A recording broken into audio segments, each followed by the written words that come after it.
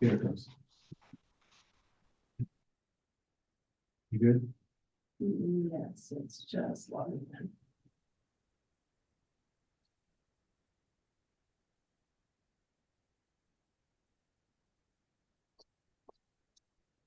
Thanks, go. Good evening, everyone. I'm Phil Rubin. I'm the mayor of Hideout, Utah. This is the regular meeting and continued public hearing for Thursday, May 9th, 2024. The meeting is available on the YouTube channel, on Zoom, and in person at the town hall. I'm calling the meeting to order. I'm going to lead the Pledge of Allegiance, and then I'll do the roll call. I pledge allegiance to the flag of the United States of America and to the republic for which it stands, one nation, under God, indivisible, with liberty and justice. All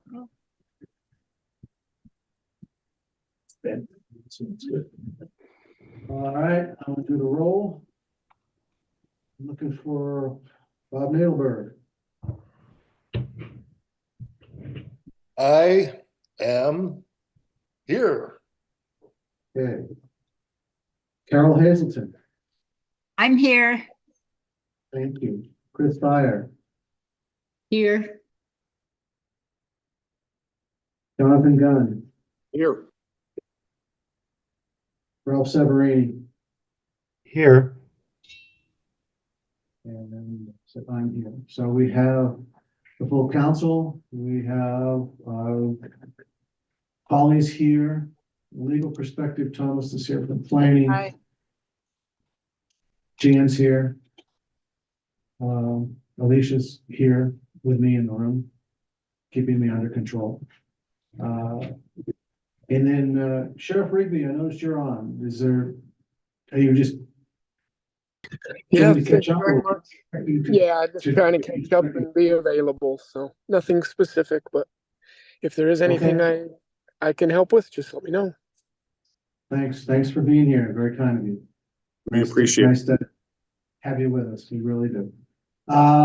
Okay. So we've got the roll call handled. There is a phone number on here. I don't know who that is. But we'll have to remember the signals to get them unmuted. The next item on the list is public input. And so I'm going to open the floor for public input. This is allows anyone who's on the call to speak on any topic that's not on the agenda tonight. If you're on the Zoom, there's the raise your hand functionality. If you're on the phone, it's *6. If you're trying to make a comment.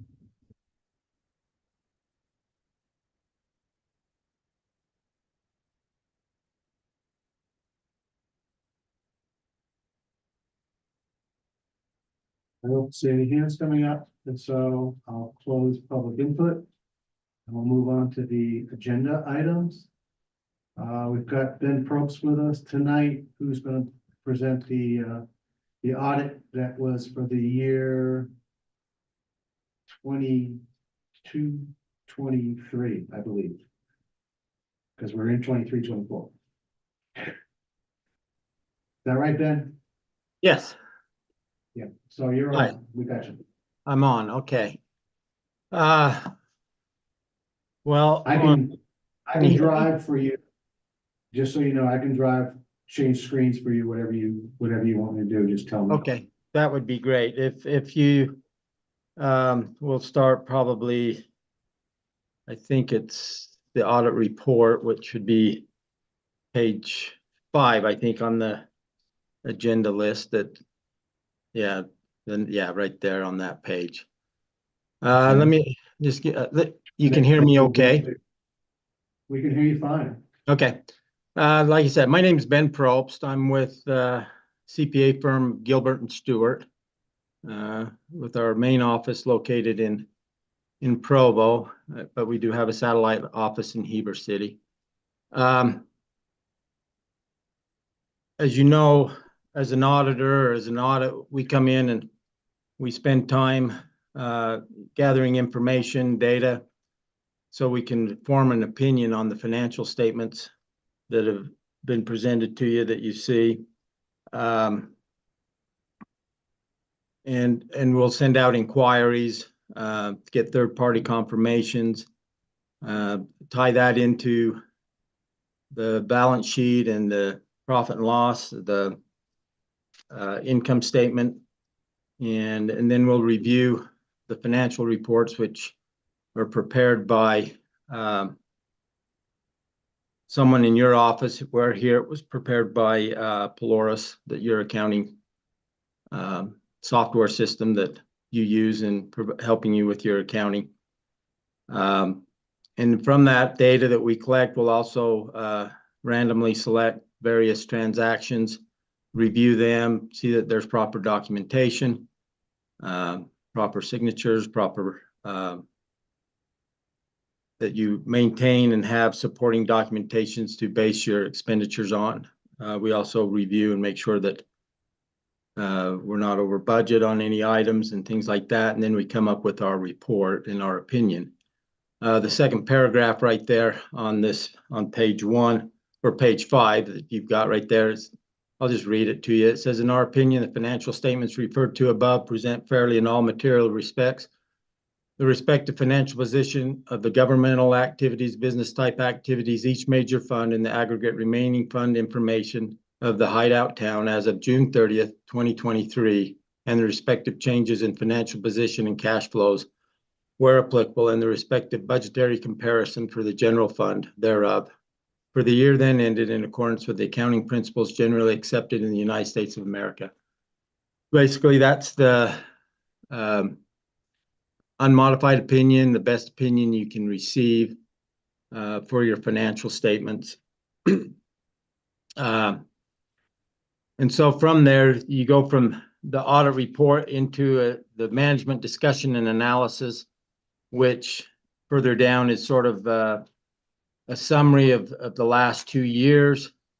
It's mainly written in, I like to say, English for people to understand. It's prepared by you, and it explains things of what the town is doing. That starts on page, scroll down a little further. Yeah, management discussion and analysis. And I'll give you an idea that it summarizes some highlights and basic things, like on page 11, I believe it is. Yeah. Shows the governmental activities and the business type activities, and on the balance sheet and your fund balances, summarizes everything there over the last 2 years and combines them. So just sort of a simple combination of all that has happened and helps you sort of summary of everything. Our audit basically begins on the financial statements, which is on page, begins on, let's see, I have it here, page 15, with the statement of net positions, or 19, I'm sorry. So it scrolls down, and that just summarizes your governmental activities and the business activities for the town. Yeah, let's see. Yeah, right there. So that basically shows your cash, your accounts receivables, the capital assets and the governmental activities and the business type activity that's combining everything and showing your total of your assets and liabilities. And then the next page is your statement of activities, which consists of a couple of pages that comes down on page 21 that shows your net position beginning and the changes in those positions for the year. As you can see there. And if you have any questions, feel free to ask. I don't know if I need to go through everything in detail, but then your next 2 or 3 pages is basically the balance sheet and income statement for the governmental funds, which is basically the first column that we saw back on page 19. And then on page 26 and 27 is our statement of net positions for proprietary fund, which is your water fund.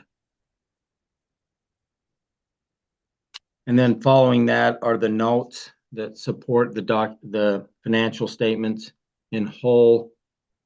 And then at the end of the report, we have a couple other reports, one on internal controls, and the other one is basically on state compliances that the state auditors and the state has that we have to look at every year. And that would be all the way down to page 57, 58 is where that begins.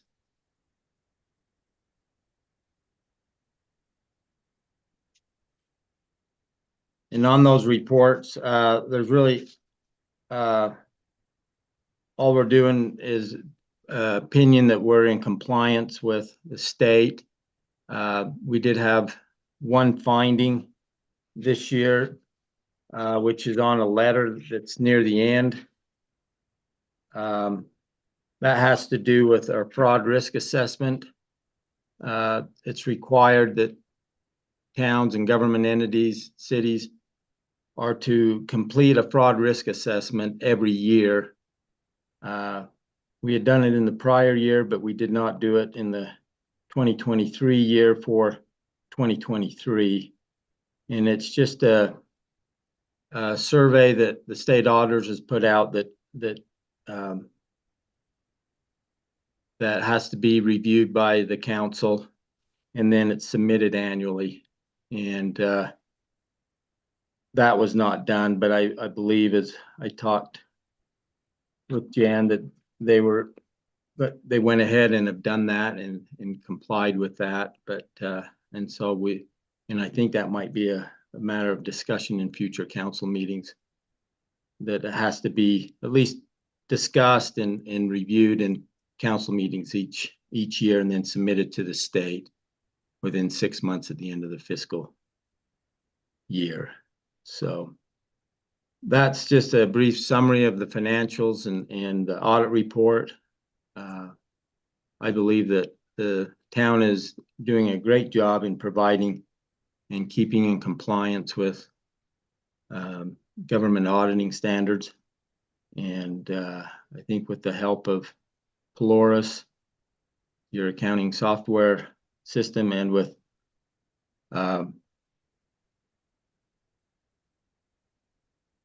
Carrie as your finance manager, they're doing a great job in getting everything completed and being in compliance. So, any Thank you, questions? Ken. One for Go ahead. one for more than you, which is Jan, I mean, I signed the fraud risk stuff, so I'm trying to figure out where we missed or what happened. Well, I'll send out a fraud questionnaire as part of the audit, but there's a fraud risk assessment that is a 2-page assessment that you get points if you have certain things, and the higher the point, then the lower the fraud risk. And that's something that has to be done every year. It may not change from year to year, but it has to be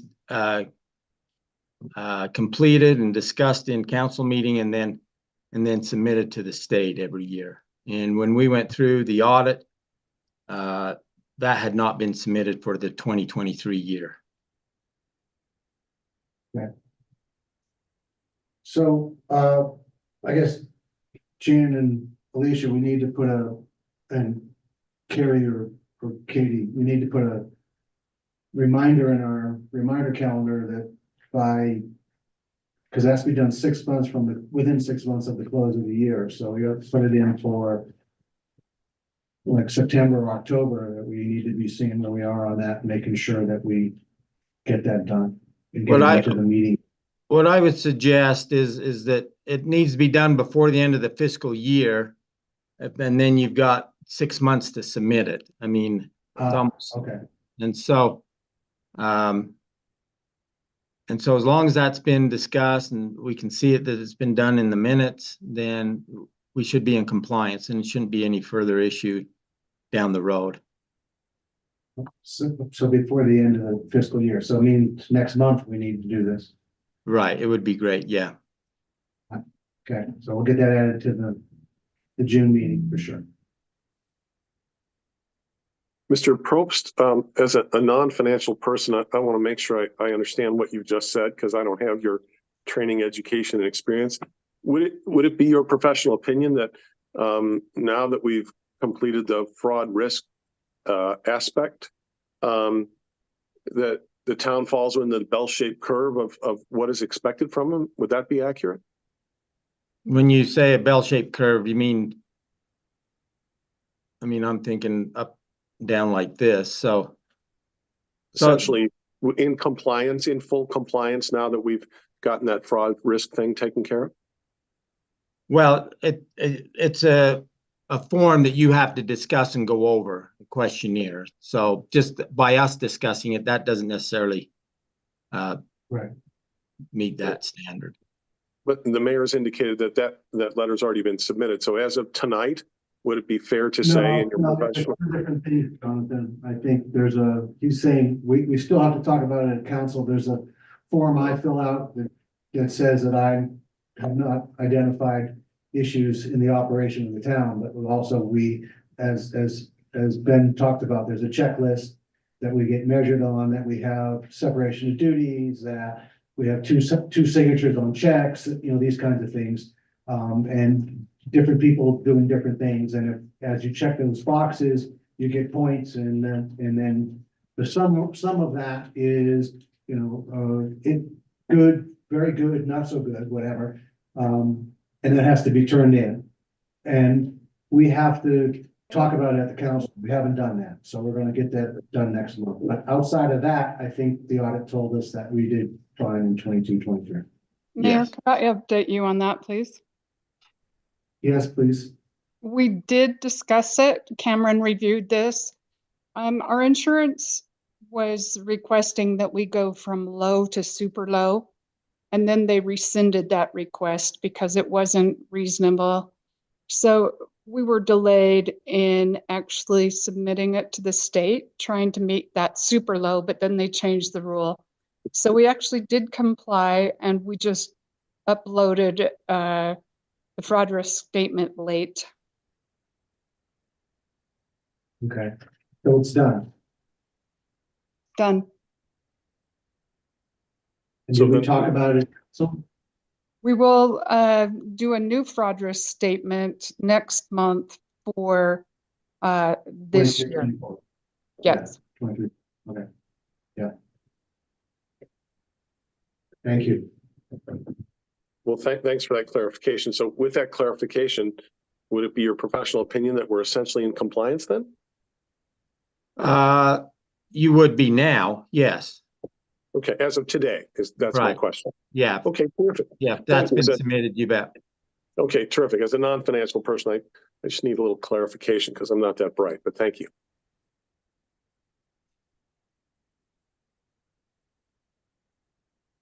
Any other Thank you, questions? sir.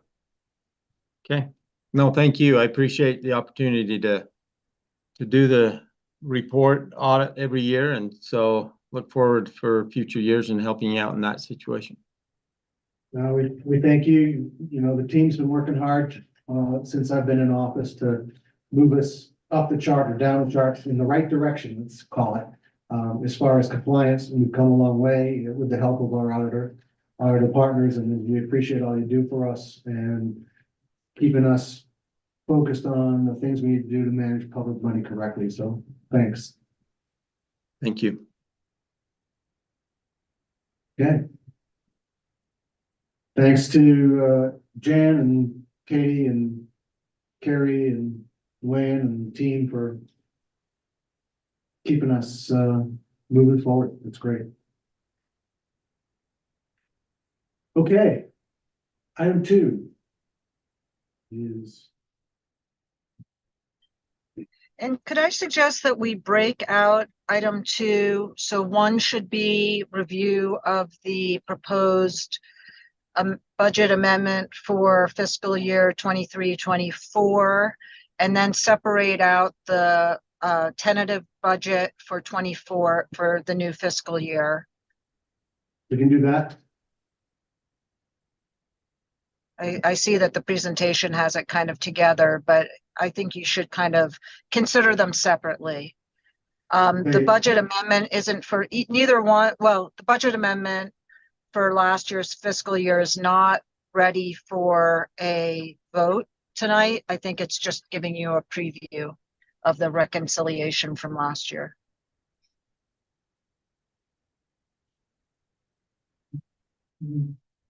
It's the current year. The current year. Not last year, 23-24. And there is a break page in between, Polly, but I did combine both pieces of the package, so there is a break page in there, but we'll talk about them separately. Thank you. Okay. So I'm trying to make this big enough. We all have copies.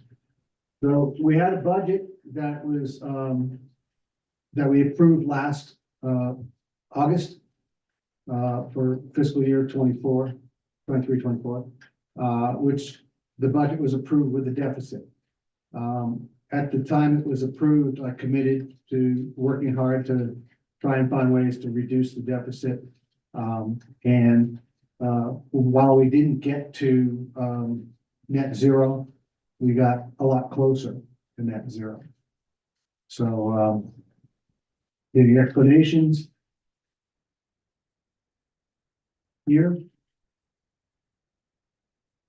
So we, as I mentioned, we did some efforts to better manage spend. Our legal expense for this year was below our budget. It's budgeted amount. We did do some work between the enterprise and the general fund, recognizing the amount of time the guys are spending on water, sewer, storm drain, those kinds of activities. As well as we delayed some hiring. We also took some cost out from Tim's resignation. We reduced some costs in street expense, and we did, when Tim left, we did have some additional costs due to outsourced engineering, but overall, we made good progress in bringing that down. So we took 273,000 out of the budgeted overage, and we have about 115,000 shortfall that will be making up from the transferring funds from the capital fund. And the capital fund after the transfer is still expected to be at or above 400,000. So, and when I talk about the coming budget, I'm talking about having a balanced budget projection, so that we won't be looking to do this adjustment again from the capital fund. So there's only, so that's it on the general fund. We can talk about questions here before I go to the enterprise fund for 23-24. But that's.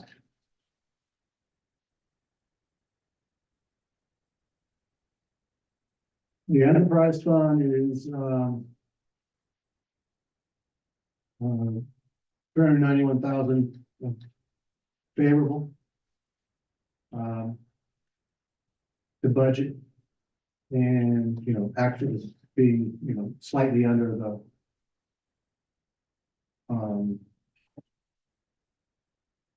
the projected spend. So favorability from those things you see there. I don't need to read them to you, but so we're in reasonable shape on the enterprise fund as well. So that's the restatement. It is preliminary because it's only May and we close in June, at the end of June. So even next month, we'll have some updated numbers, but it won't be it won't be till, July or August that we actually close the books fully on 23-24. Actually, what you're going to have a public hearing next month and amend the budget for this last fiscal year. For this, the year that's ending will be closed out by June 30th. Even just despite any other changes. So the fiscal year always ends in June. Right, but our meeting comes before the end of June, so it'll be July before we have the actual number.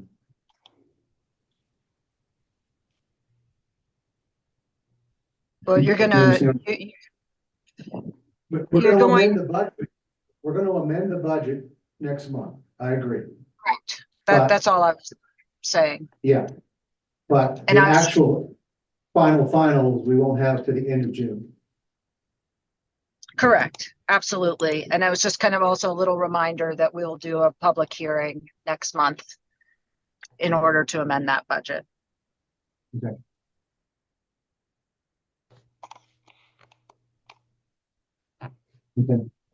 Any other questions on the 24 restatement?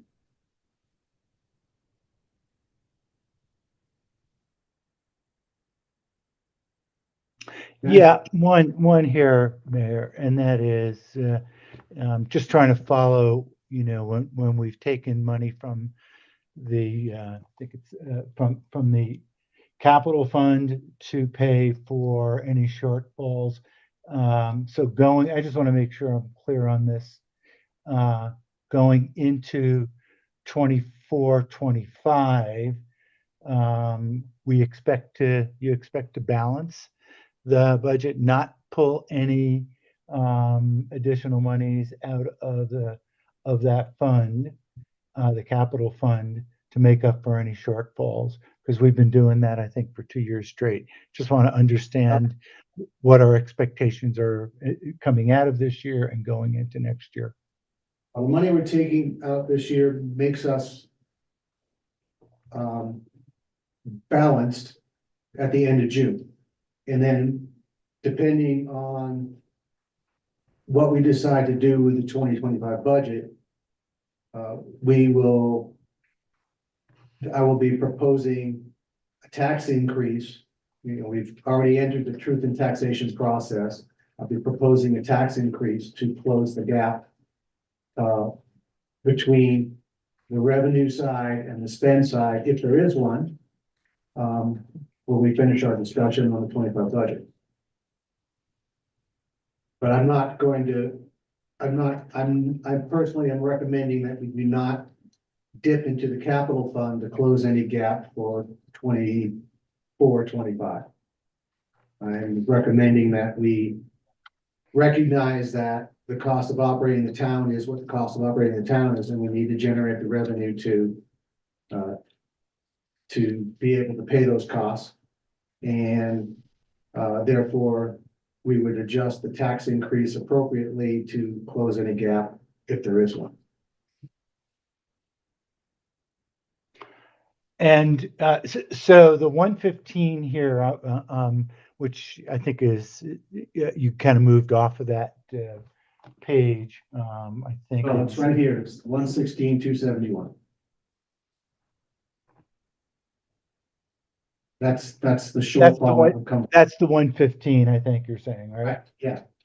Correct. Okay, just want to make sure we're on the same page. And so after we take the 116 out, we'll be left with 400,000. That's what I'm reading here. No, Is that correct? no, that's 400,000. Yeah, on the capital fund, yes.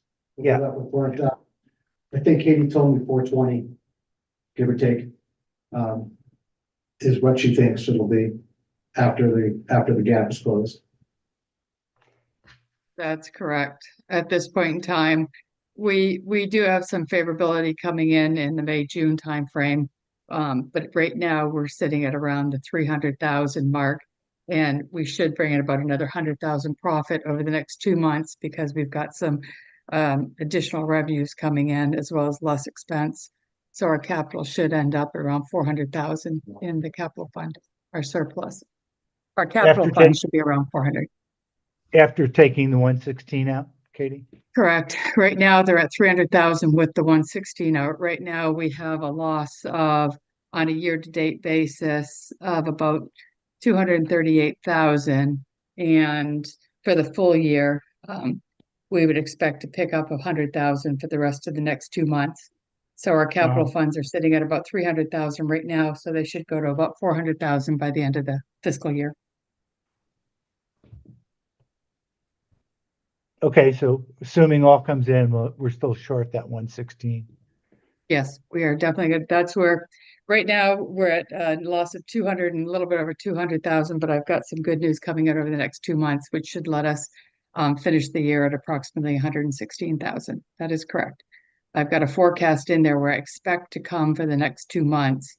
So I know where I am at on a year-to-date basis, and I know where I'm going to come in for the next 2 months, or estimated. So after putting the actuals with the forecast, I anticipated it'd be a loss of 116. Sorry to harp on this, but the year before, Katie, what we were at, the upper 200s, I believe, right? In the deficit here, is that correct? Well, FY23, we lost 312,000. You can see on the Yeah, slide. yeah. So we're at less of a loss this year. So it's trending in the right direction anyway for different reasons.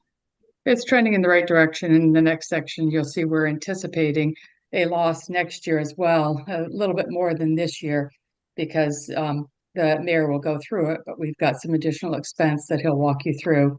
And that's what we're looking for the town council to review and make sure they're comfortable with. And if we're comfortable with the spend that we'll look at, then we'll talk about what the tax increase needs to be to close the gap. Correct. But I don't want to keep taking from the capital fund. Yeah, agreed. Okay, just wanted to clarify a couple of little points here, ending this year. Okay. Thank you, Ralph. Good questions. Is there anything else on the budget adjustments for 23-24?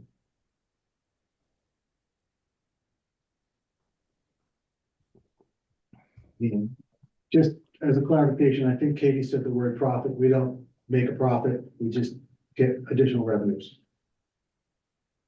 So profit is from our business background, but we don't make profits in the municipal world. We talked about the municipal fund and the enterprise fund, so. Okay. If there's anything there. Sorry, my knee just froze. We'll talk about preliminary budget. So I want to share the premises with you. All right, 24-25 budget on a total spend basis increases by 250,000 over the prior year. So in 23-24, we're $1,782,000. We're adding roughly 250,000 to that to take our annual budget to about 2 million. But we'll look at that in a minute. In the budget assumptions, there are no new sources of revenue beyond the approved subdivision growth.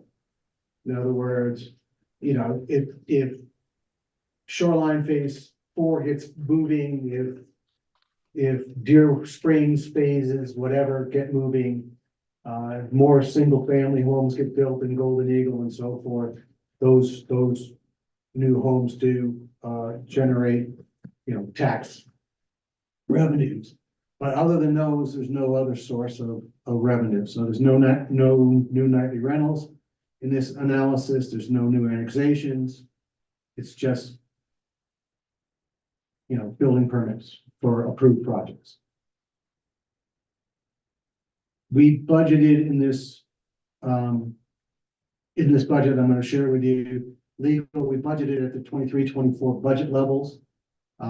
We, you know, if you remember in the 23-24 review, we had lower legal spend than budgeted, but we decided to keep it at the 23-24 level because we still have several cases outstanding and want to rather be safe than sorry. Wages and salaries do increase for all the normal reasons. Cost of living, benefit cost increases. I mean, the medical costs, you know, we offer benefits to our folks. And those costs go up, even if they are all part of the state program. And we also have, you know, costs for, in here for additional staff and full year costs. You know, for some of the, we have one public works guy that came on late in this fiscal year, so their costs are coming through. And the reason we're continuing to staff is that we've got additional infrastructure growth inside of Hideout. The subdivisions are growing, they're adding work and equipment to be maintained, roads to be plowed. So we need to, you know, as Golden Eagle comes, that's gonna put a huge demand on our folks, so. Road expenses are projected to be less than 23-24 because we did some major paving work in 23-24. But although less, we're still keeping enough in there to do road striping, the speed controls, and the things we talked about from a safety perspective. We have in this budget, for your consideration, $75,000 budgeted for professional services associated with the Ross Creek development. Okay. The EDC and the Ross Creek Committee can talk more about the efforts there, but you know, if everybody knows, we're intending to try and move something forward that does generate revenue for the town at the Ross Creek area. And it does take work to do that. It doesn't happen magically. So we put some money in the budget to allow those guys to move that project forward. There's $40,000 in the budget for increased communications capabilities. We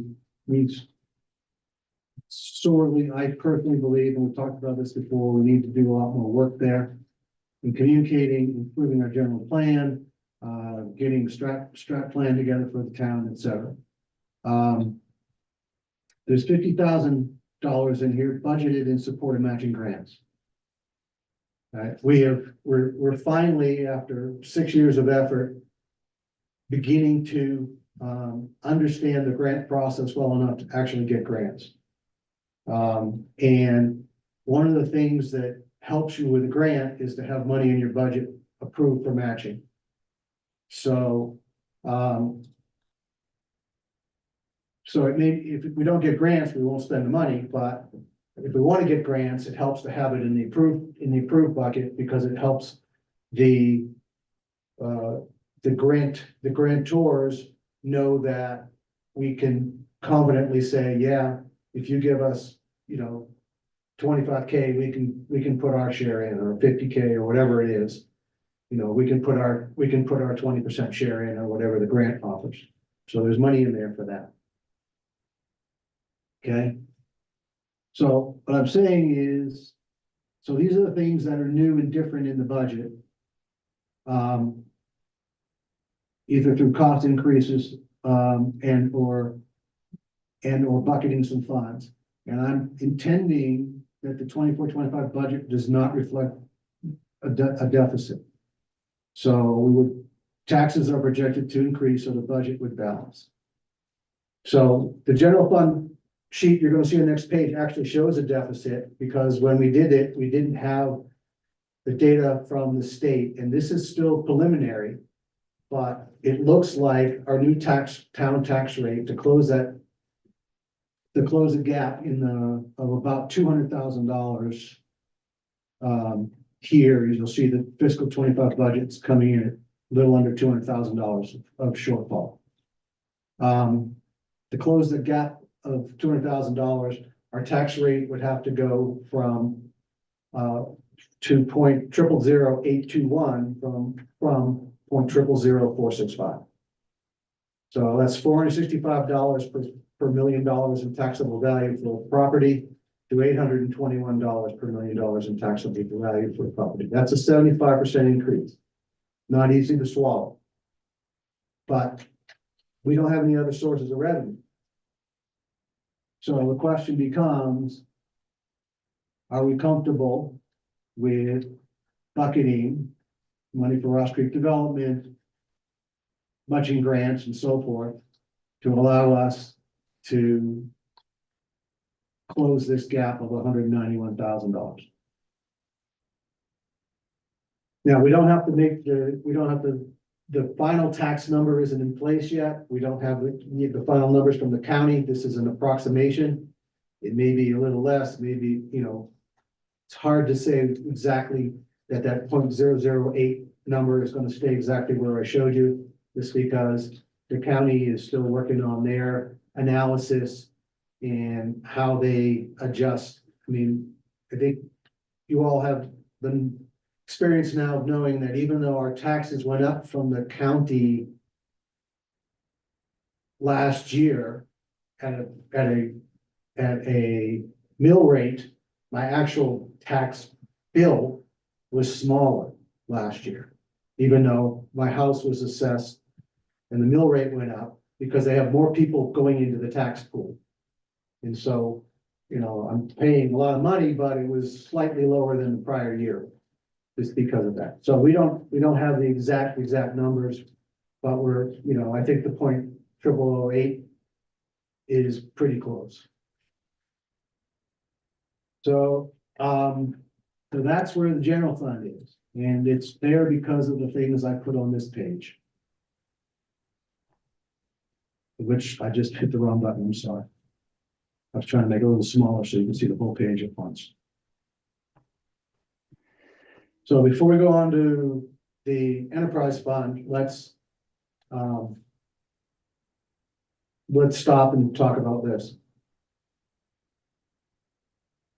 Well, one point that I see, Mayor, is so based upon our total taxes per home, whatever, if it's $1 million, if it's $100 or 1,000 or 10,000, last year 93%. Go ahead. Oh, I was just going to say 93% roughly goes to non-hideout expense taxes, so schools, etc. And then this year it would be, if all other things stayed equal, but we don't know.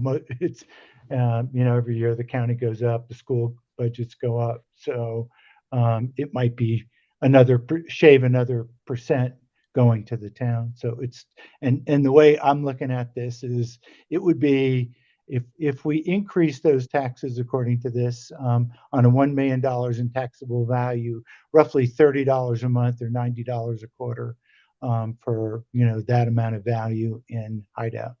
So that's how I'm looking at it for our for people who live in town. Yeah, it's a good point, Ralph, to recognize that, 75% increase in tax sounds horrendous, but if you look at your tax bill, $800 is one of the smallest numbers on the page. For sure. Yeah, I mean, right now, not going into next year, 6.9% is budget, out of a tax dollar goes to 6.9 cents goes to hideout. The rest goes to, the other entities in the tax roll. So this will bump it up a bit, but we don't know what the other taxes are going to be either yet. No, the county, and some of its organizations have announced, increases. I know JSSD, when we talk about the enterprise fund, JSSD is projecting an increase, so forth, but yeah, no, we don't know what the county's going to do yet.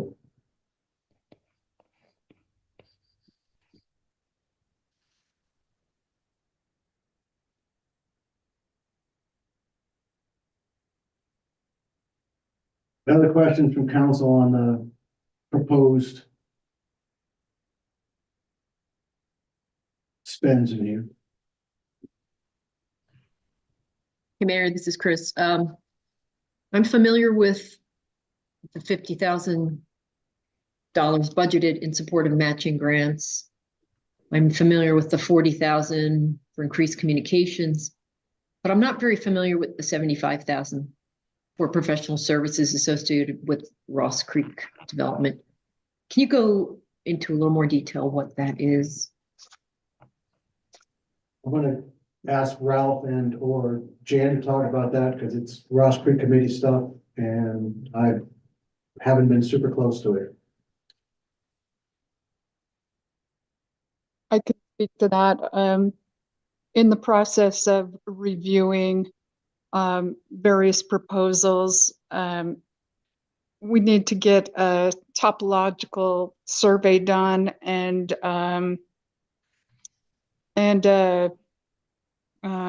appraisal on the property.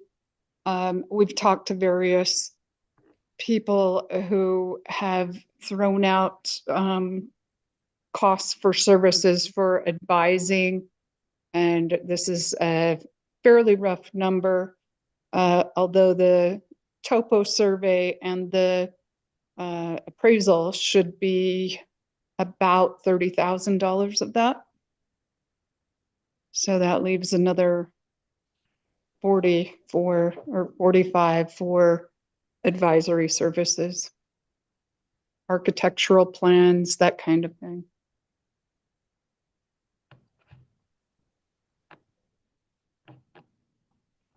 Yeah, I don't have anything to add here, Chris. But yeah, those two things, the appraisal and the topo survey, are pretty necessary for anyone coming in to look at this as a place, as an area to develop.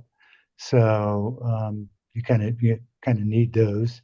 The rest of it is, I think we need to craft that out a little bit better ourselves, even to make the most use out of it.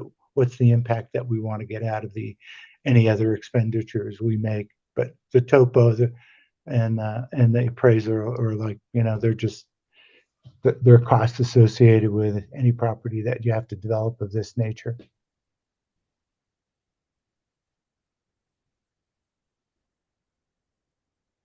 Okay. Thank you. That's an answer and helpful. I wish we had those things already done, but we don't, so.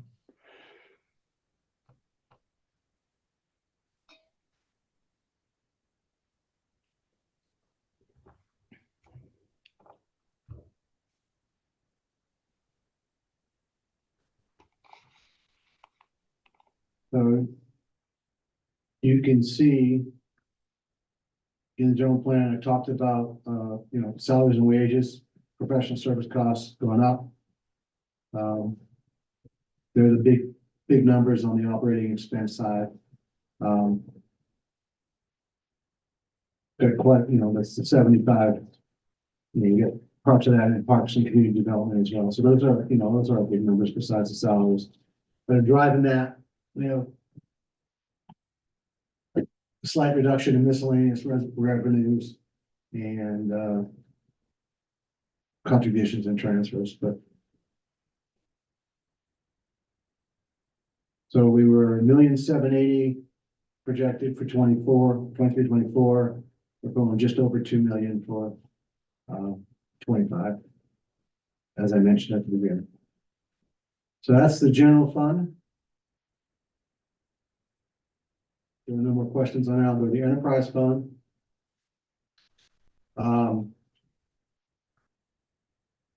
So again, our income is going to increase some. Our spend is going to increase a bit more. So we're currently reflecting an $84,000 shortfall versus the income side of things. But we're looking at how we can eliminate that projected deficit. We may shift some of the things in here is we got 100 new, high-tech water meters, budgeted, in here. We may try and do it, and because we've got an $85,000 at the moment projected upside here in 24, we may try and do some of those in 24, or I may shift some of those into working with the team to 25, 26, because I'd like I want the budget to balance here as well. We have to do over 200 water meters in the next couple of years to get them all on the smart meters, which tell us when things are leaking. We continue to have issues and upset residents when there are issues with their, particularly on their side of the meter, where irrigation systems, aren't cleared properly in the winter, and they start up in the spring and don't realize that they're leaking right away or whatever. And whereas the new smart meters tell us that, the old meters are, manual reads and they don't. And so we are able to identify oddities with the smart meters much more quickly. And so we believe it's important to just get everybody on the new meters. It's the right thing to do for water conservation. It's the right thing to do for our residents, so they're not stuck with $700 water bills. That's a big chunk of that. Again, part of it's also because we're talking about new hires working on these things. Some, you can see where the expenses are up. So you got salaries, benefits up, you got public works department, which is what I just talked about, water service expenses and so forth. So, that's what's behind this. I do think it's very, very plausible that we can get this to balance out by taking a little bit of that spend out, either by deferring some, as I mentioned, or doing some of it with the room we have in the 24 budget.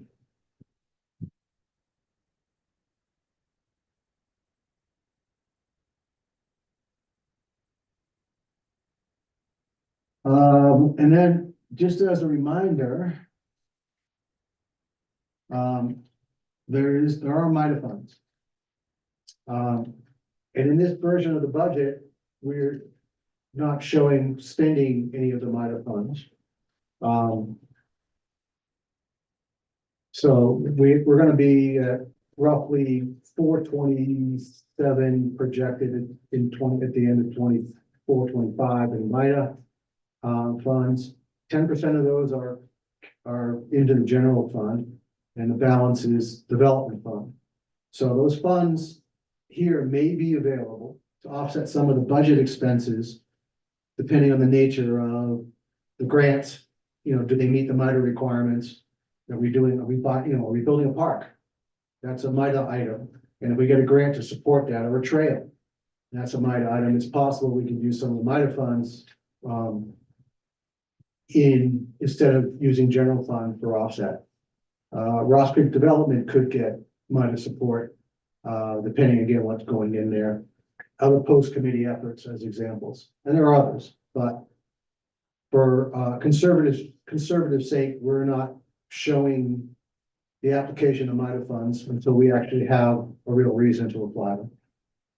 So they're there as a I don't know, recognition that there's potentially another way that we could soften the impact on the general fund should the right kind of opportunities come through our development activities of one sort or another.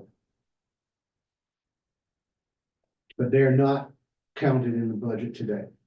I mean, we track them. I shouldn't say they're not counted. They're tracked, but they're not being applied. Those funds are not being applied to expenditures in the 24-25 budget as it should. And that is my summary of the budget for 24-25. But Mayor, this is Chris. Those MIDA funds, can you go back to that page? Sure. Do we have the current fiscal year ones?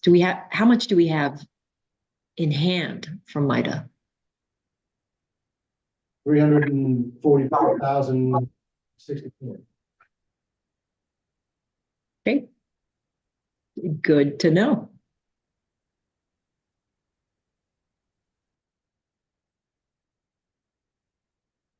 Now, I haven't, I haven't looked at the bank statement. I got these from Katie and Carrie. I'm sure it's correct. We're pretty darn close. Yes, it's correct.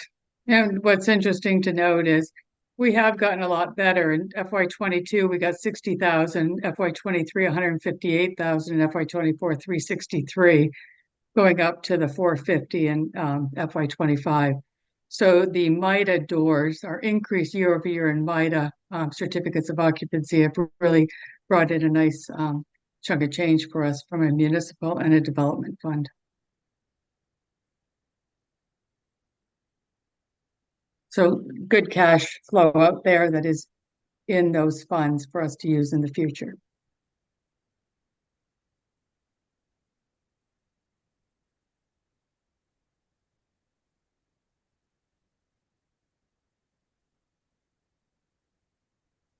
Other questions from council?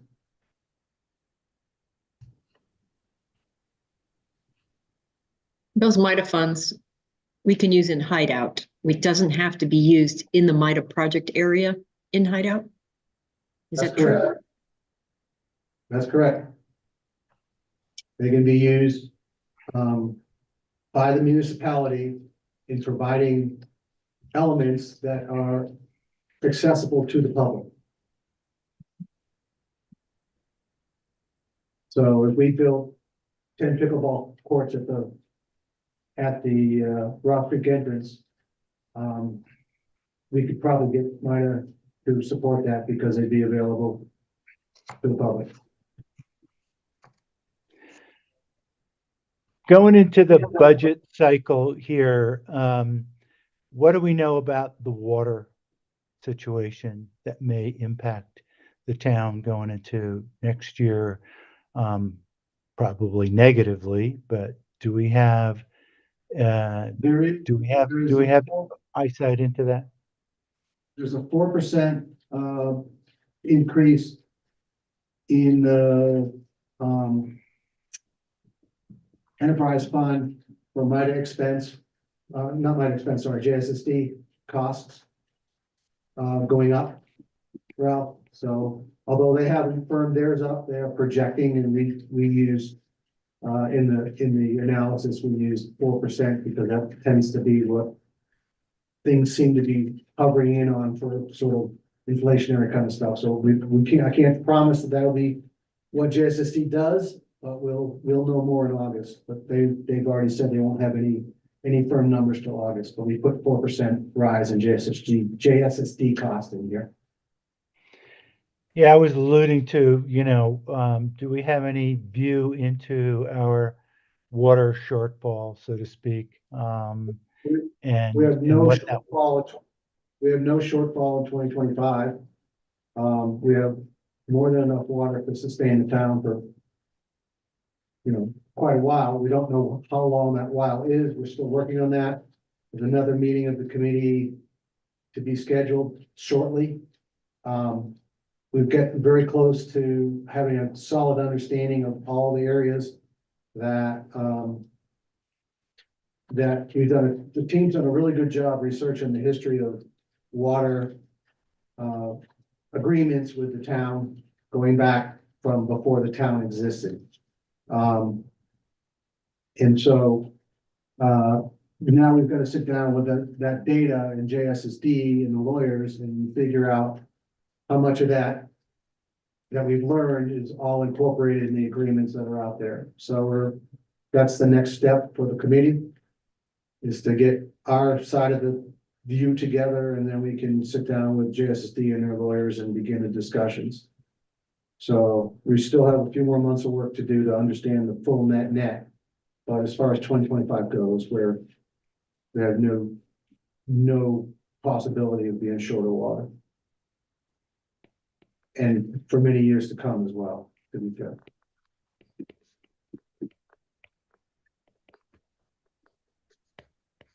Okay, that's good, because I think we're all getting questions on that topic. We can shelve that, but probably useful to dive into it at our next opportunity. Yeah, I mean, we're working hard to protect the town's position.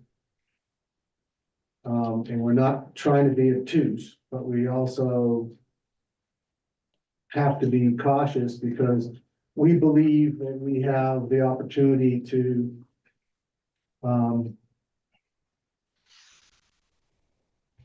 confirm that we have greater amounts of water than we have historically thought. So we want to keep moving that forward.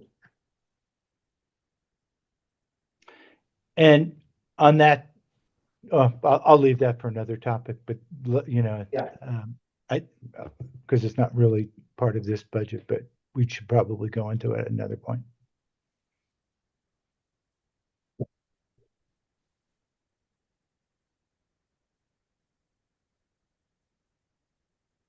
Okay, anything else on preliminary budget?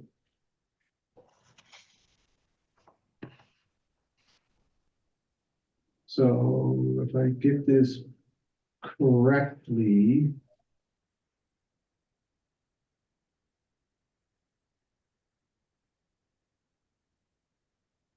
So, Polly,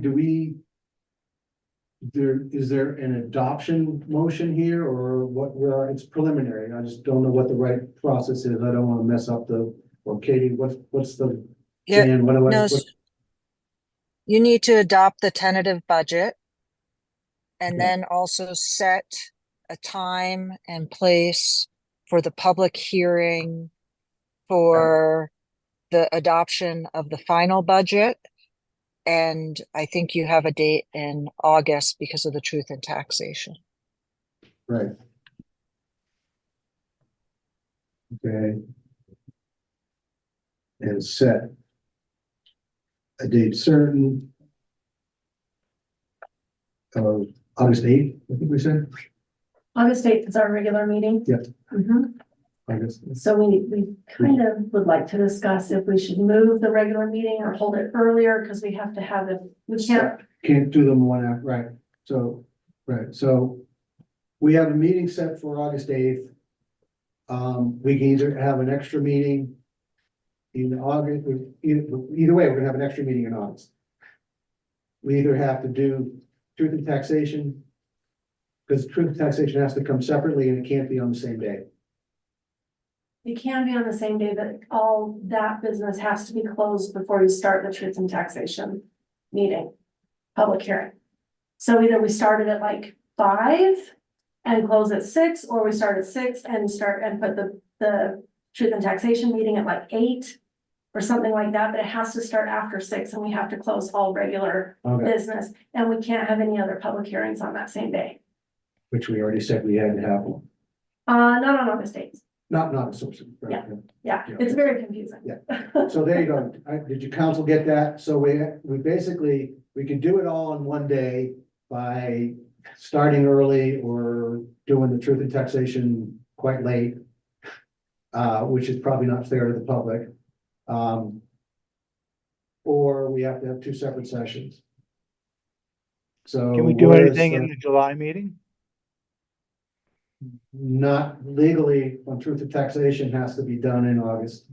Okay, And you have to have a regular meeting every month. Yeah, so, we can either, if you want to drive it all into one day, we can start at 5 o'clock. And, be sure that we're done with our council meeting no later than 8, and then do the truth and taxation at 8. Or pick a second night For the regular meeting. for the regular meeting, yeah.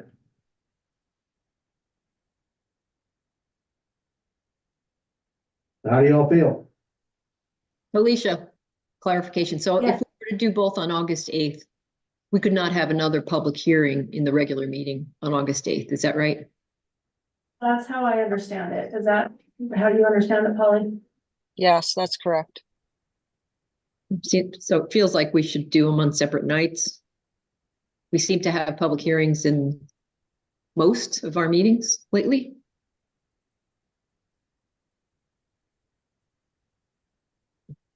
Or we can do, truth and taxation after closing regular business. And if we have to have a public hearing, then we'll just have to have a second council meeting in August. Or just don't schedule any public hearings and then, Yeah, but if it's something that we want to happen in August, we just have to find a time. yeah. Okay. Well, then if that's the case, maybe we can do both on the 8th of August, do regular business, close it out early, truth and taxation at a specific time afterwards. And then we'll just see how it goes leading into August to see if we need a public hearing, then we'll have to do a separate council meeting on another date. Perhaps the 22nd or something, our alternative date.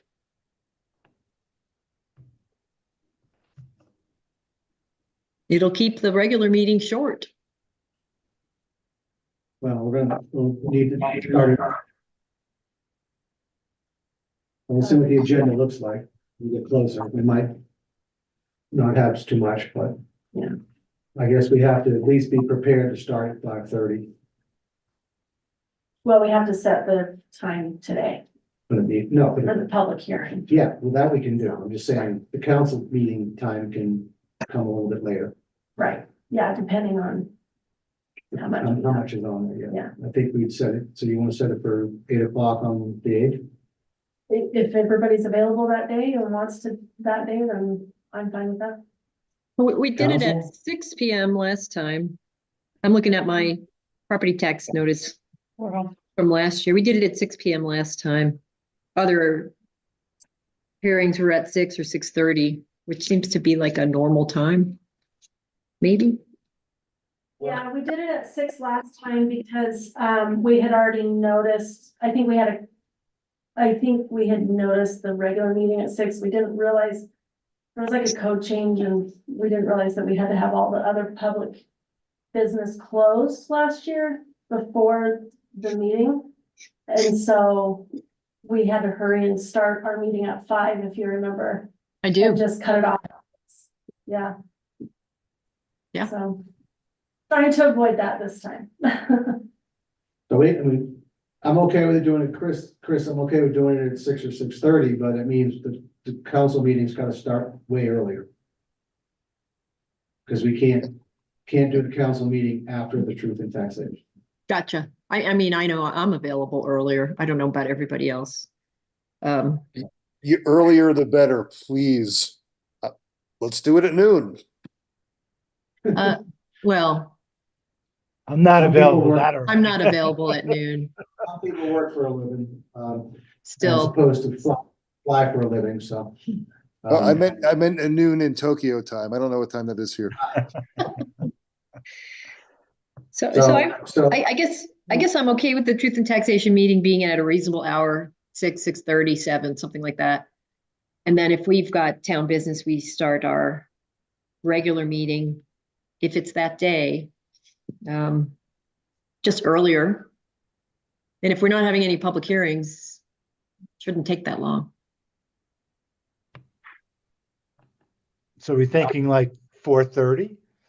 4 o'clock? Let's start back from truth and taxation. So we're saying truth and taxation session to start at 7. Yeah, that sounds fine. Okay. So, and then we will at 7 p.m. And I'm thinking 4:30 or 5 for our start, but we'll see what the agenda looks like in August and we'll make that call. That works. Yeah, Okay. I'm fine with that. Jonathan, you okay with that?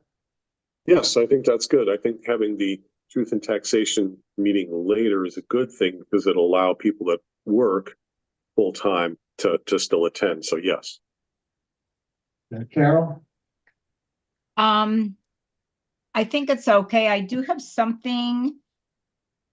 It looks like earlier in the afternoon on the 8th of August, but I think it'll work. You're saying we actually would start at 4, right? 4:30, 5, something like that. Okay, I can do that.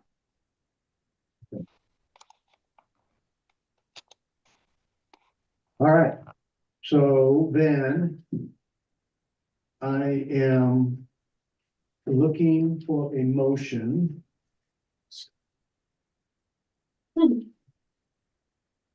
How would they do that, right? I'm looking for a motion to, adopt the preliminary, tentative budget for fiscal year 2025 and set a date certain of August 8th at 7 p.m. for the Truth and Taxation hearing. So moved. And the location, add in the location, please. At the Hideout Town Hall, as well as via Zoom. Thank you. Thanks, Paul. So I got the motion from Bob. Yep. You want to second it? I'll second it. Thank you. Okay. Jonathan, how do you vote? Yes. You, Chris, Yes. Carol, Yes, Ralph, Yes. and Bob. Yes. Thank you. Very good.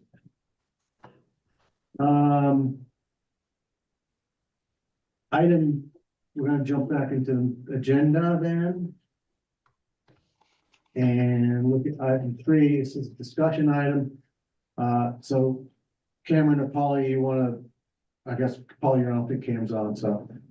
Yeah. If you would just brief everybody on the actual procedure, and then we can talk about, the council can talk about, and who is allowed to be a code enforcement officer, and then we can talk about where you want to go from there. Right. So, basically, we have a civil code enforcement program, which is great. I'm actually at a conference the last few days for Utah Municipal Association, Attorney Association, and one of the discussion items was code enforcement today. And I'm very happy that we have a civil code enforcement program because it's a lot easier to use than a criminal program, which is what some places use for code enforcement. Basically, how it works is that when we see a violation, we issue a notice of violation to the property and identifying what they're violating, describe the violation, lists the fines, and then the requirements of how to resolve it. And they're given a date to resolve it by. If they don't, then they have the ability to either cure it or they can appeal the notice of violation. And currently it's our public works employees that are tasked with issuing notice of violations, but that can be broadened to pretty much any town staff who the mayor designates.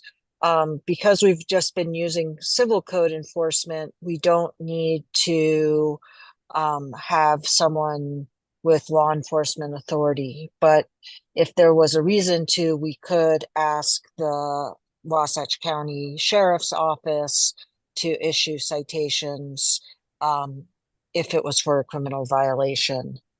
And then once the hopefully, the intent of this is to get compliance for violations. 80% or more of the time, at least in other towns, when these are issued, the violations are cured. If someone doesn't cure the violation and we just don't get any response, then they would be in default. Or if they do ask for an appeal, we can recover our administrative costs and fees and get an abatement order from an administrative law judge, or if they're in default, we can do an abatement order to fix it ourselves. So, but the main thing is that there was some question about who can do it. Currently, it is our public works employees, staff that are doing it. But if we wanted to expand that or have someone do code enforcement, just solely code enforcement, we could. I don't know that there's enough work for someone to do that, but that's a possibility as well. So the other And- thing I'll point out, thanks, Colleen. The other thing I'd point out is that, because our public works guys are, during snow events especially, are not available to do a great job on code enforcement. Not meaning in a negative way in any way. They're doing other stuff. They're plowing roads and stuff like that. So it's really the winter months that we have some shortages. And, part of the benefit of getting another hire in would allow us hopefully to close that gap better for next winter. Because we have one new guy who came on very late in this winter season, and he's already being trained on code enforcement right now. And then we're projecting in the budget another hire, which means that they're not all going to be plowing simultaneously. And when they're not plowing, sleeping. So I believe by building the staff up a little bit, in addition to having them be available to do the work we need for winter plowing, that they all won't be all on plowing duties when they're here. So we should have the ability to do some code enforcement through the public works team, even in the winter. I'm not sure I'm comfortable. I guess the only other one that I would consider being designated would be the town engineer when we get one. I So don't think Mayor, it's- I don't think it's sorry. appropriate. I don't think it's appropriate for the office staff to be tasked with that work. so Mayor, I'm gonna, I know I reported some violations to Public Works that I observed during the Jordanelle cleanup day. I don't see any evidence that any of it was addressed. And so I think even though you said we really need it during the winter months, which I agree, we need it now too. Well, Chris, if you think that offline with me and let me know who you talk to, I'll get that managed. I'm disappointed to hear that, but let me know outside of a public hearing, public meeting, what the conversations were, and I'll reach out to the team and reinforce their responsibilities. Unless I misunderstand what they need to do. I mean, I remember code enforcement involved putting a notice up on the big permit sign when there was a violation. I mean, I don't see any of those anywhere. Like zero. Unless we don't do that anymore. But I thought that was the purpose of the big signs. I'm really talking about construction sites right now. And then, yeah, go ahead. I don't know that if that's the case or not. I'll find out on that. Typically, if the supervisor or the person is there, I'll talk to Dan. I mean, he just gave some out, so I'll find out what they're doing specifically. Okay. I don't know. That would be helpful to know. But also, like, what about situations like, say, fireworks? Because we have this ordinance that prohibits fireworks and hideout during the state's allowable fireworks period. But we always have somebody doing it. That's a civil code enforcement, right? Rather than criminal. It could probably be either. Oh, it could? Oh, okay. Well, it takes Wasatch County sheriffs who aren't, nearby. It takes them up to 30 minutes to get up here from Heber. So we just have to be lucky that there would be an officer somewhere nearby if you called it in to get a criminal, to get, that criminal, if it was a criminal violation. So, it's just tough. I mean, we don't want to be giving out citations. We want to be encouraging the right behaviors. And unfortunately, I think it requires a notice of violation sometimes to get the message through, or maybe more than one. So Chris, I think, bring up a good point. I talked to, we can talk to Dan, if I can get somebody to work like 4 to 12 on 4th of July, Pioneer Day.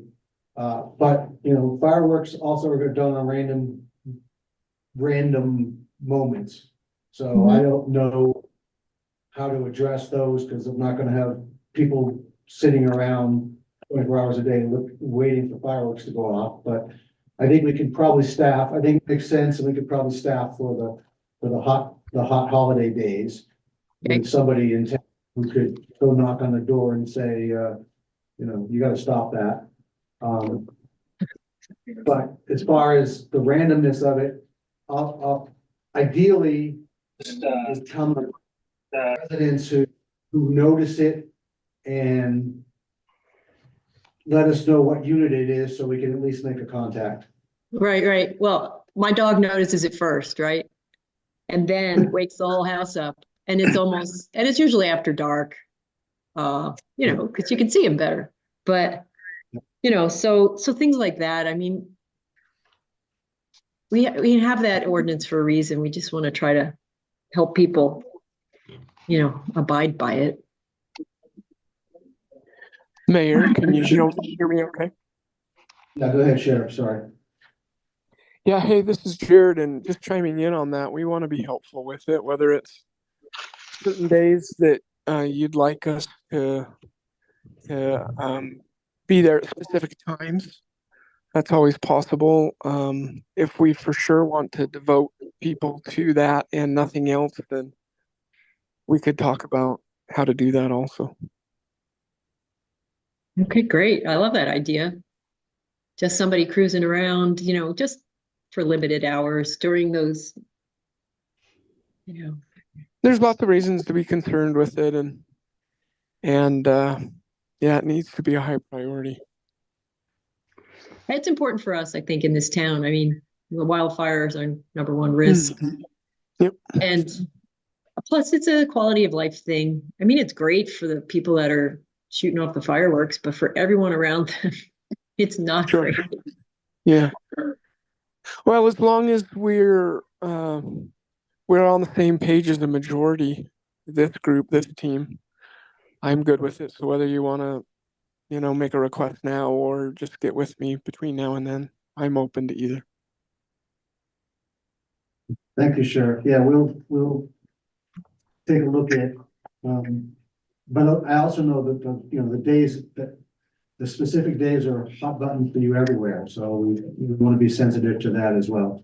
We don't know, I don't know that we have super egregious stuff. I think probably the state park probably has some issues. No, we have some egregious stuff where I am mayor. Maybe you didn't hear it or see it, but within view of my bedroom window last year. So, and I didn't know what to do about it except try to keep the dog calm and go back to sleep when it was over. Thanks for raising the issues. Let's talk more. Okay. Follow Yeah, up on code enforcement, more on the contractor side. Do we post contractor violations on our website so bad actors can be, at least the townsfolks in town? Because I know I've reported a number. I think maybe they've been corrected, not quite sure, but that to me is the biggest problem and most noticeable problem in town, and often the most reoccurring. Can we, should we, I've been open for discussion on this. Should we post violations, up there and, say, hey, these are the fines that we've, people were operating cranes with no permit, things of that nature. I think we'd all like to know who are the bad actors there. Ralph, I'm know. not so sure about posting on the website. Maybe, maybe not. I don't know. Anything you put on the internet, it never dies, right, Ralph? It's it's hard to get rid of once it's out there. And I mean, maybe there could be criteria for taking that kind of action. Like somebody's really egregious. We're not trying to destroy anybody's reputation, but we just want them to stop the bad behavior and stay in compliance.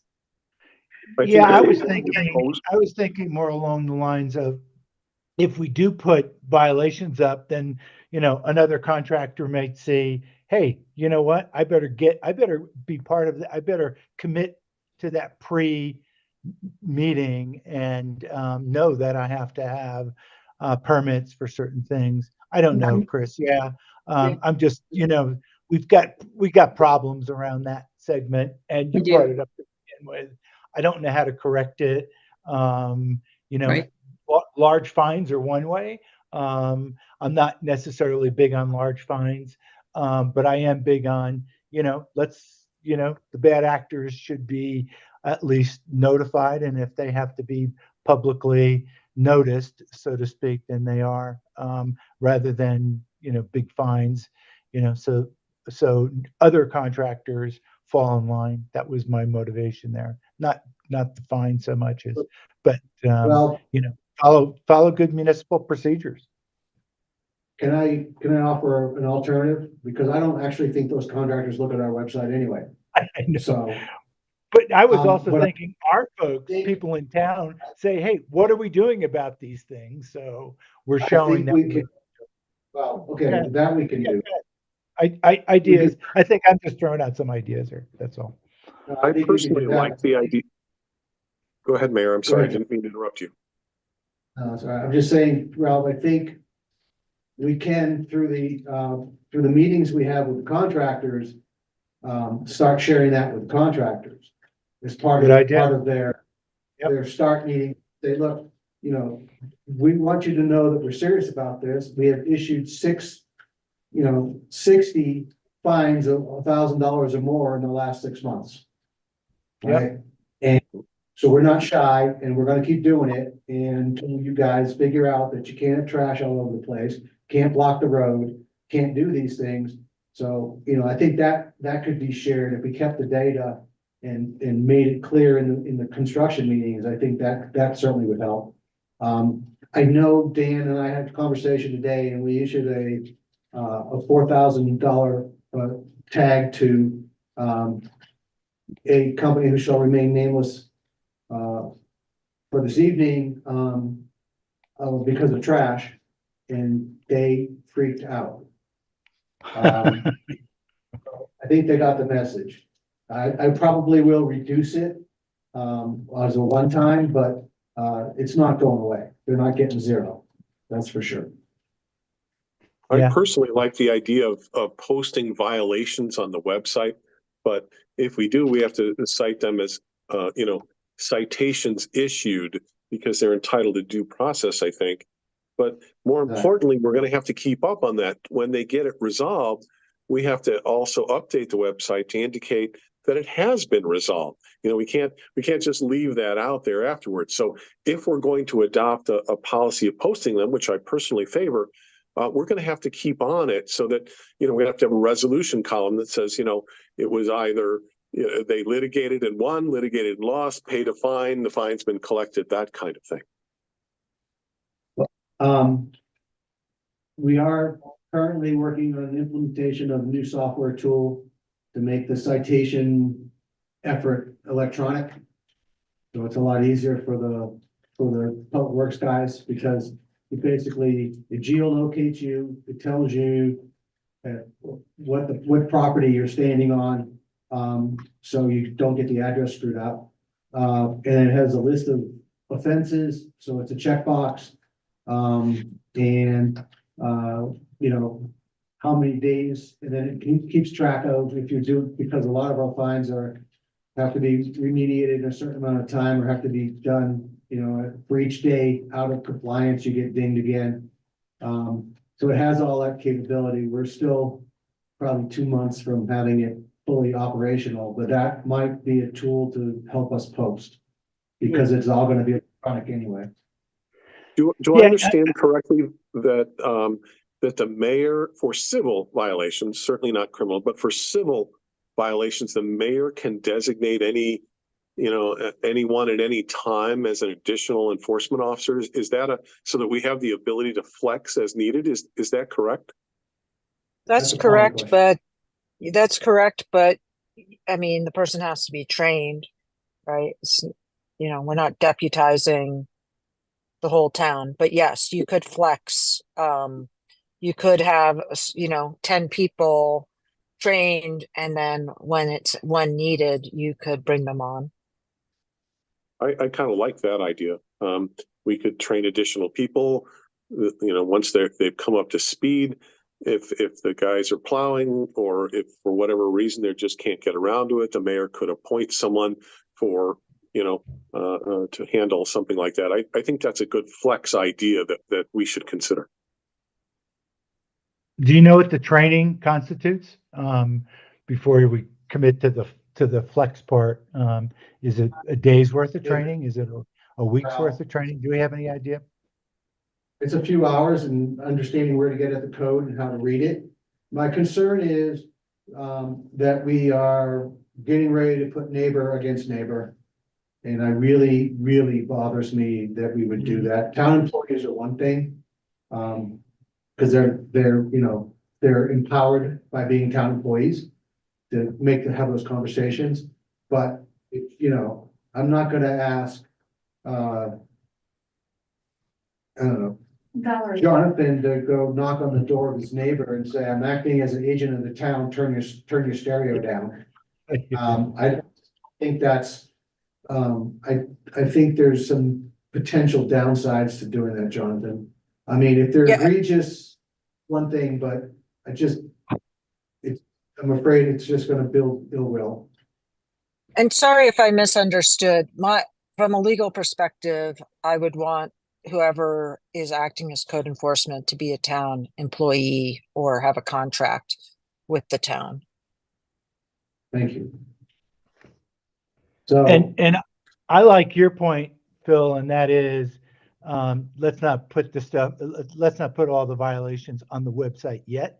Let's see how, some information, good information about who, any bad actors with their fines gets distributed at the pre-construction meeting, and look at that 6 months down the road and see is that making is that an effective way of communications to deter some of the things that we've seen in town.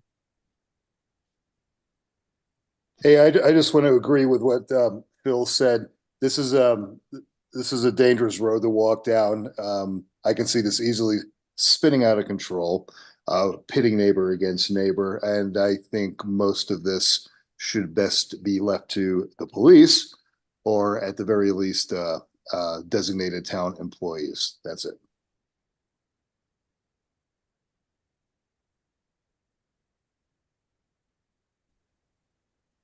So, yeah, I understand. Besides, some people might enjoy that too much. Without a doubt, and there's always those types of people. We don't want to turn this place into one of those types of neighborhoods. Right. So we already have lots of other parts of our lives that are affected by those kinds of things. So let's not make it worse. So that's where we are.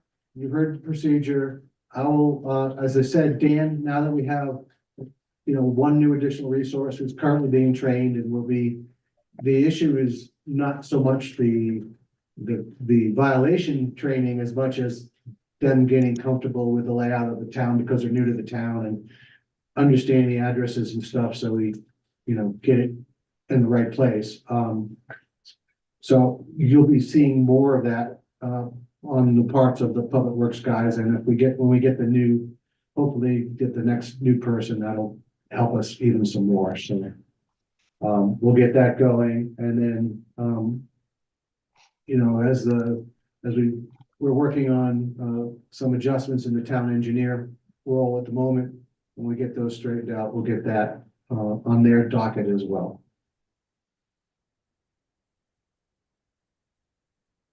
Any other questions on that or comments?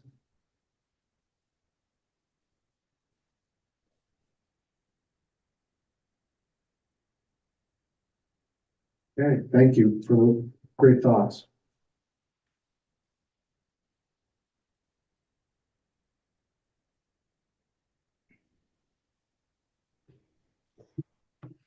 All right, item 4, who's going to do this? Jan, do we have a plan for this? Since your name's on it?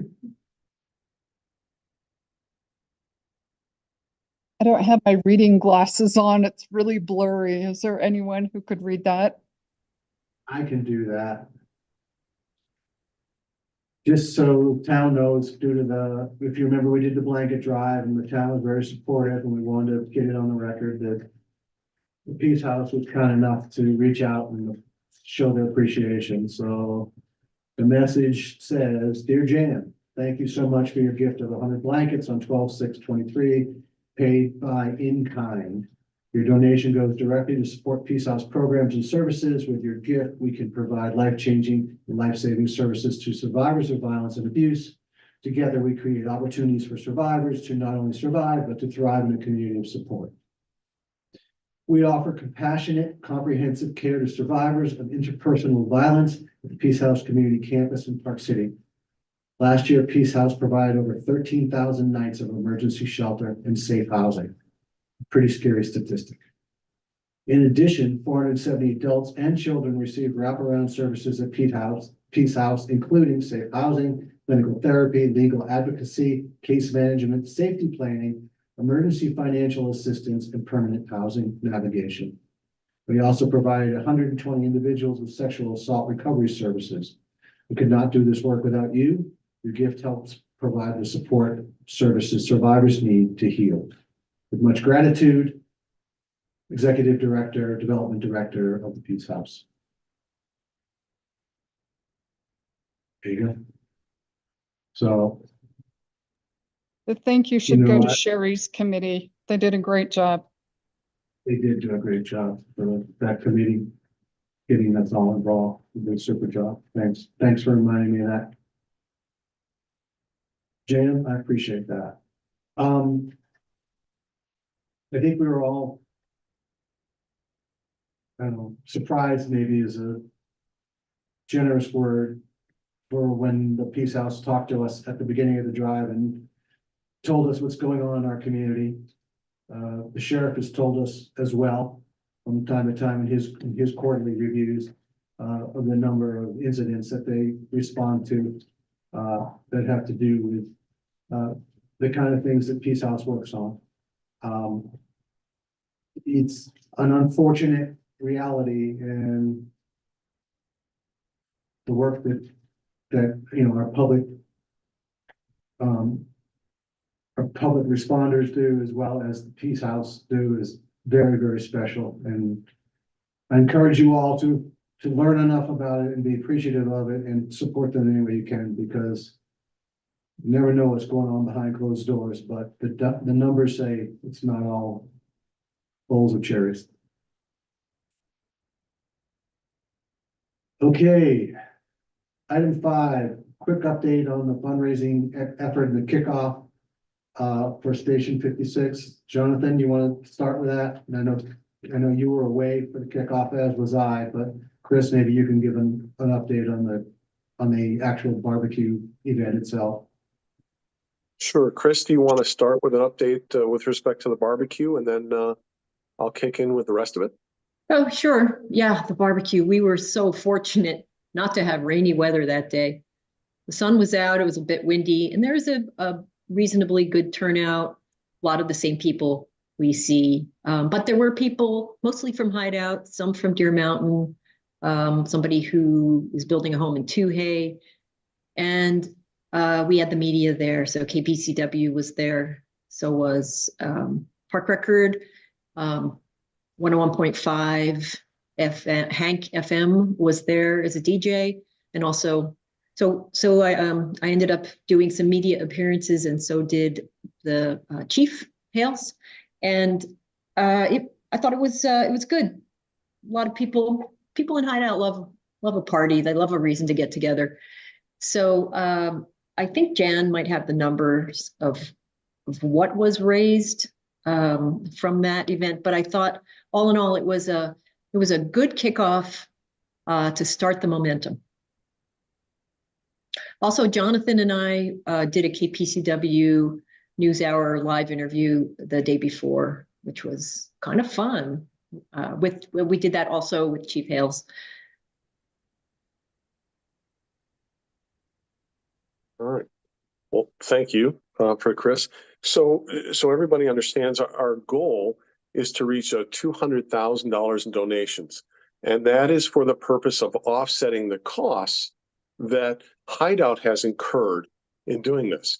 It's been a little bit of a bumpy road to find a location, but fortunately, we found a suitable location within the town.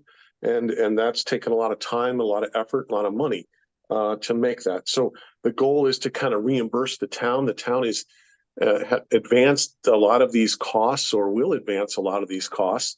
But you have to keep in mind that Station 56, while it may be located in Hideout, as the mayor is quite fond of saying, this is going to benefit the entire 248 corridor. And so we're reaching out beyond the limits of the town because it benefits people. And so how does it benefit people? Well, if we, as you probably know now, when you call for EMS or fire services, they have to come from the far side of the Jordanelle. That takes a long time. And as the fire chief, Eric Hales, has said, this will reduce response times on our side of the Jordanelle by somewhere between from 8 to 12 minutes.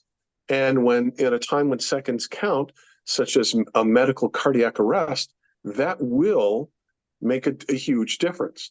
The American Heart Association has repeatedly cited the statistic that for each minute a response is delayed in a medical cardiac arrest, your chances of having a good outcome drop by about 7%. So if you think about that, every minute costs 7%. That's a lot. So from here, where do we go? We've raised about $13,000 so far from about 60 individual donors. That is just the start. And I want to make that point. It is just the start. Our next steps are going to involve reaching out to regional businesses that have customers along the 248 corridor. And there are a bunch of those, and some of them are pretty big. And so that's kind of our next step. Under consideration are more public events.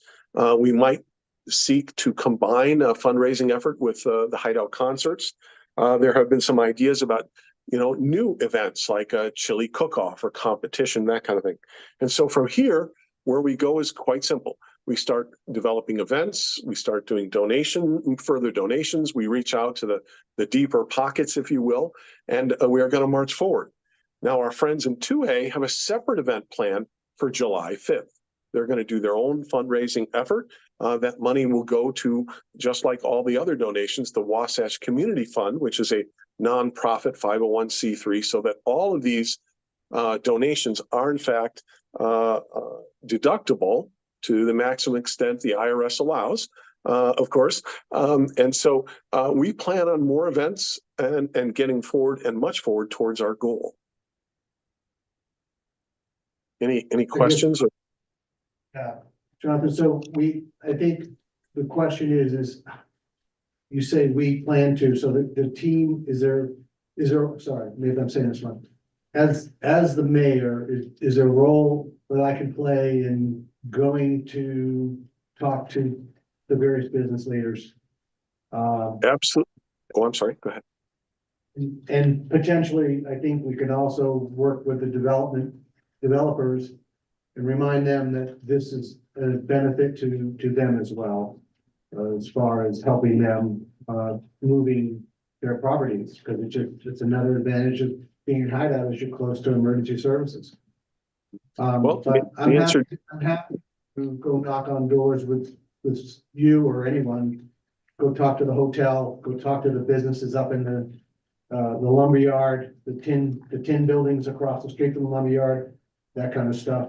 See what we can do there. And we've got to get to the HOAs for the properties up by Black Rock as well.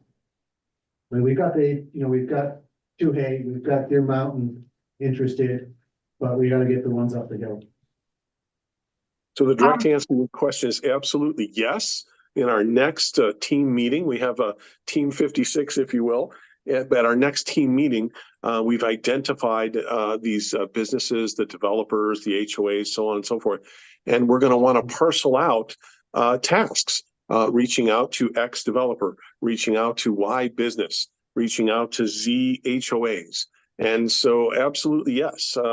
And there's a role, I think, for town council members as well. We even have roles for the volunteers on Team 56. And so at our next meeting, that is our plan to essentially identify individuals to go out who might have a pre-existing relationship, hopefully. And if not, identify the right individuals to reach out to the right businesses to see what we can do to maximize and advance our donation program. Could I make Hey, a comment? This is Carol. I went to, I was there on Saturday, and I thought the best thing that nobody's mentioned was Fire Engine 56. They actually had the engine that is going to be in Hideout and the explanation of the different components of it. And it's a very clever little engine. So, and how it's going to be used until bigger engines come in. So I think that would be a really good thing to take around to the different communities and say, this is what is available, to start off until the bigger fire engines do come in. So just a comment. I mean, that was my favorite part of Saturday. I'd agree, because I was there for a couple of hours with Suzanne.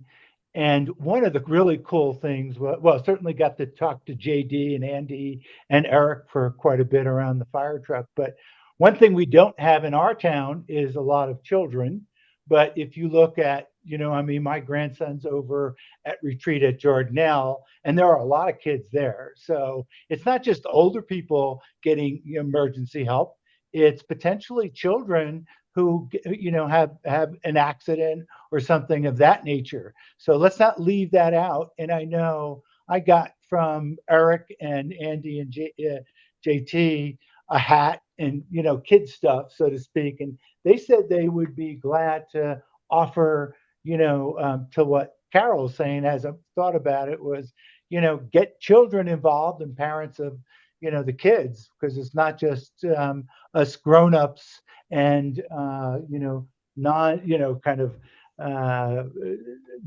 non-children folks over in Hideout. There's a lot of folks around us who have kids. Let's get them involved, because they'll benefit from this. Absolutely. We have an entire team that we have built over this process. And, I guess it is important to point out that Station 56 will host what we call Truck 56. And it is a cross-purpose and cross-staff vehicle. That is, it is an F550 truck with 300 gallons of water on board, so it can attack a fire right away.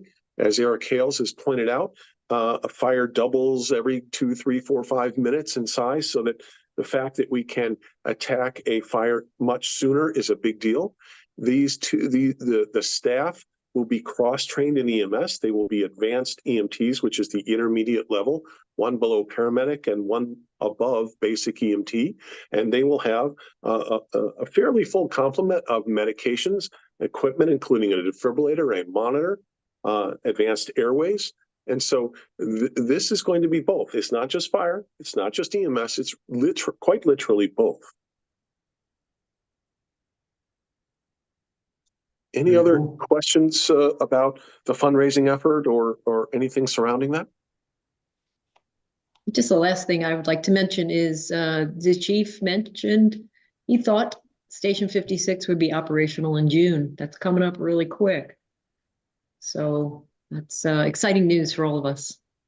Yeah, there is only one step left in site preparation. They have to pour the concrete pad.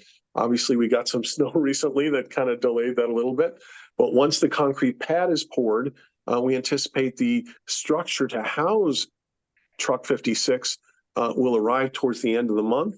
And then there's going to be a little barn raising party to erect it. And so we are very close in actually having something to point to. And then, the big question will be, how do we reach out to insurance companies to let them know that there's a lot more houses now within 5 road miles? And we are hoping that will go a long way towards ending the we've had a few cancellations of fire insurance in the neighborhood, and we're hoping that it'll go a long way towards reducing the risk class, and potentially, we can't promise anything by any stretch of the imagination, but we're hoping that will also decrease fire insurance premiums. There's a lot to be gained for the community by this really important effort.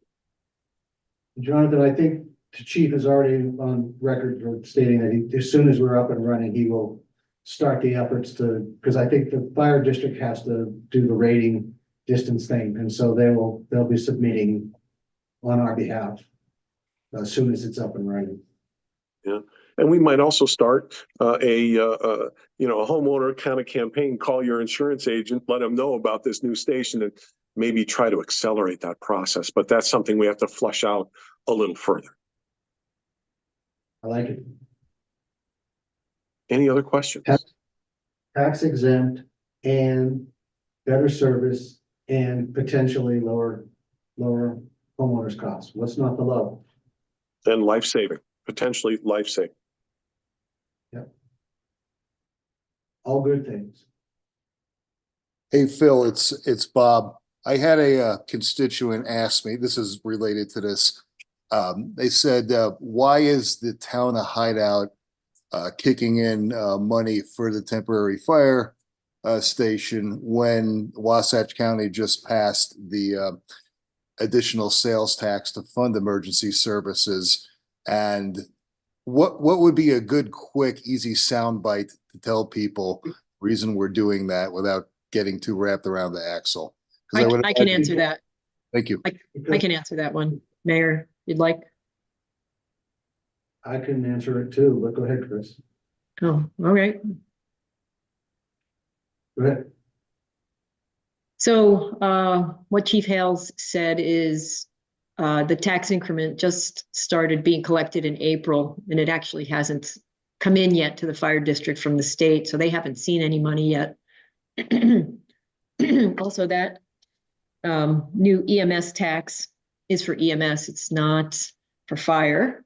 It will, it'll be part of the funding source that the fire district is able to use to build the new station that will be Hideout Station 56, the permanent one that'll be on Highway 248. But none of this funding is available at this time. So I think that's your sound bite. I just told them it'll get the fire station, the temporary station done faster, and hopefully before they face a risk of getting their insurance canceled or God forbid, needing the service. Right, right. We just think it's so important to get it in now. I mean, we don't know when the next accident, emergency, the fire, slip and fall, chest pain, stroke, whatever there is out there. We've got a lot of people, more and more people here. And it's not just the people that live here, it's the people that are working here, the people that are driving through Hideout. It's anybody who's visiting Ross Creek to work at, to go recreate. It covers every human that is in this service area for the Wasatch County Fire District. So the Hideout is sponsoring it because it's so important, but it actually benefits far more than just our municipality. I think it's also important to point out that the mayor and the fire chief started this initiative last year, and that was long before the EMS proposition even got on the ballot. So I think if you tell people, look, we've been working on this a long time, and it just so happens that the EMS tax came along after the fact, but the mayor and Chief Hales, this is not new. This initiative was started last year. but I think, thanks, Jonathan. The simple answer is the permanent station that would come from the funding is 3 years away. That's the simple answer, and we didn't want to wait 3 years. There it is. Okay, thanks. That's the simple answer. Okay, all the other stuff that Chris and Jonathan said is absolutely right, but basically, if we sit around and wait for the tax money to roll in, it'll be 2027 or later before we see anything. And I don't, and we've got the ability to make it happen sooner, and as Jonathan said there at the end, and Chris said at the end, the sooner we can be in a position to help people who need help, the better off we are. It's the right thing to do for the community. So let's get it done. It's not a lot of money per door, particularly for our area of the community. And I honestly believe we'll be successful in raising the funds needed to get it up and running and in place and operational for the three plus years it's going to take to get a permanent station built. Hey, Mayor, one last thing, besides Engine 56 being there, as well as our firefighters, Andy and JT and others from the district.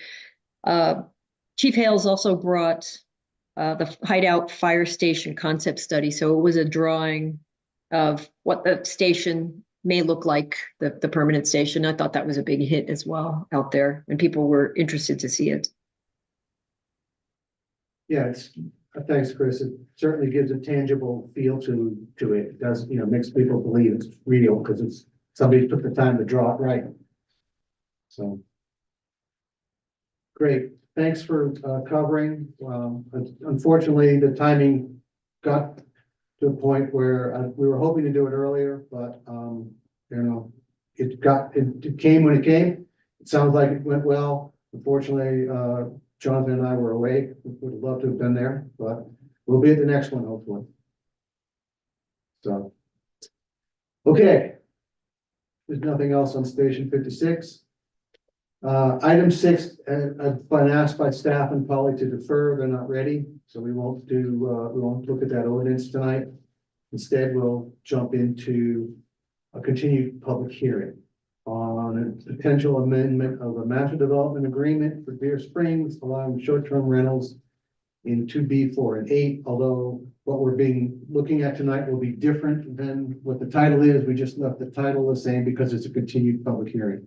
So this thing has morphed over time, and I'm gonna let Thomas get us started. Sorry, Rob Sant is here, so let's get Rob in first, I guess, and then we'll let Thomas talk to us. So, Rob, thanks for being here again. Glad to have you. Appreciate all you do for the town. I'm trying to get this up big enough that everybody can read it. So I may have to scroll up and down a little bit so that you can cover all the elements of the slide. So just tell me what you want me to do when you get to it. Perfect. Thanks. Thomas, do you want me to jump in or do you want to? Go ahead. If we start with financials, let's have you take it away. Awesome. So what I did, and I tried to build an interactive model that we could play around with. And if we need to change some of the assumptions, then I could share my screen as well.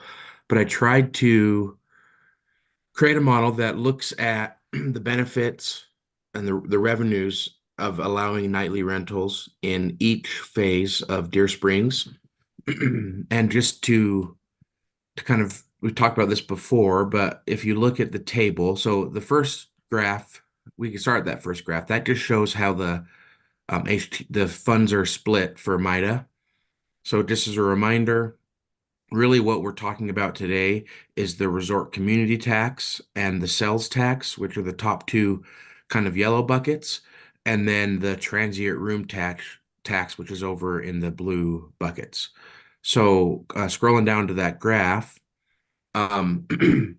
there's really 4 different potential revenue options.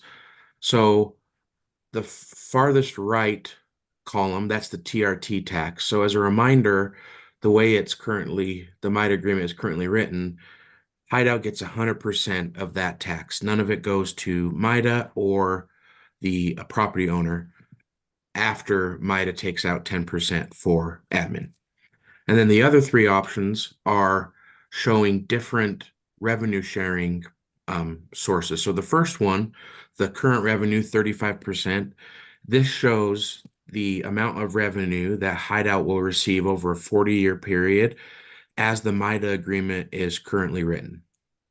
Then the second column is the revenue with property owner portion, and that's the 65%. That assumes that Nate has let the town know that if in the event that you approve nightly rentals in Deer Springs, he would give you his 30% portion of the sales tax and the resort community tax.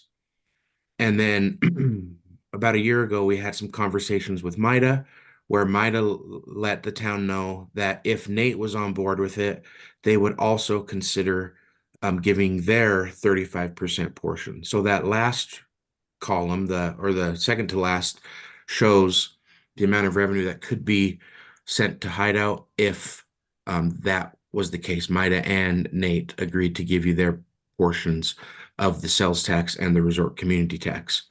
And I think all three of those columns are important because we don't have a guarantee today that MIDA will amend the agreement. They might just want to leave it as is. So that's why I think it's important to show that 35% column.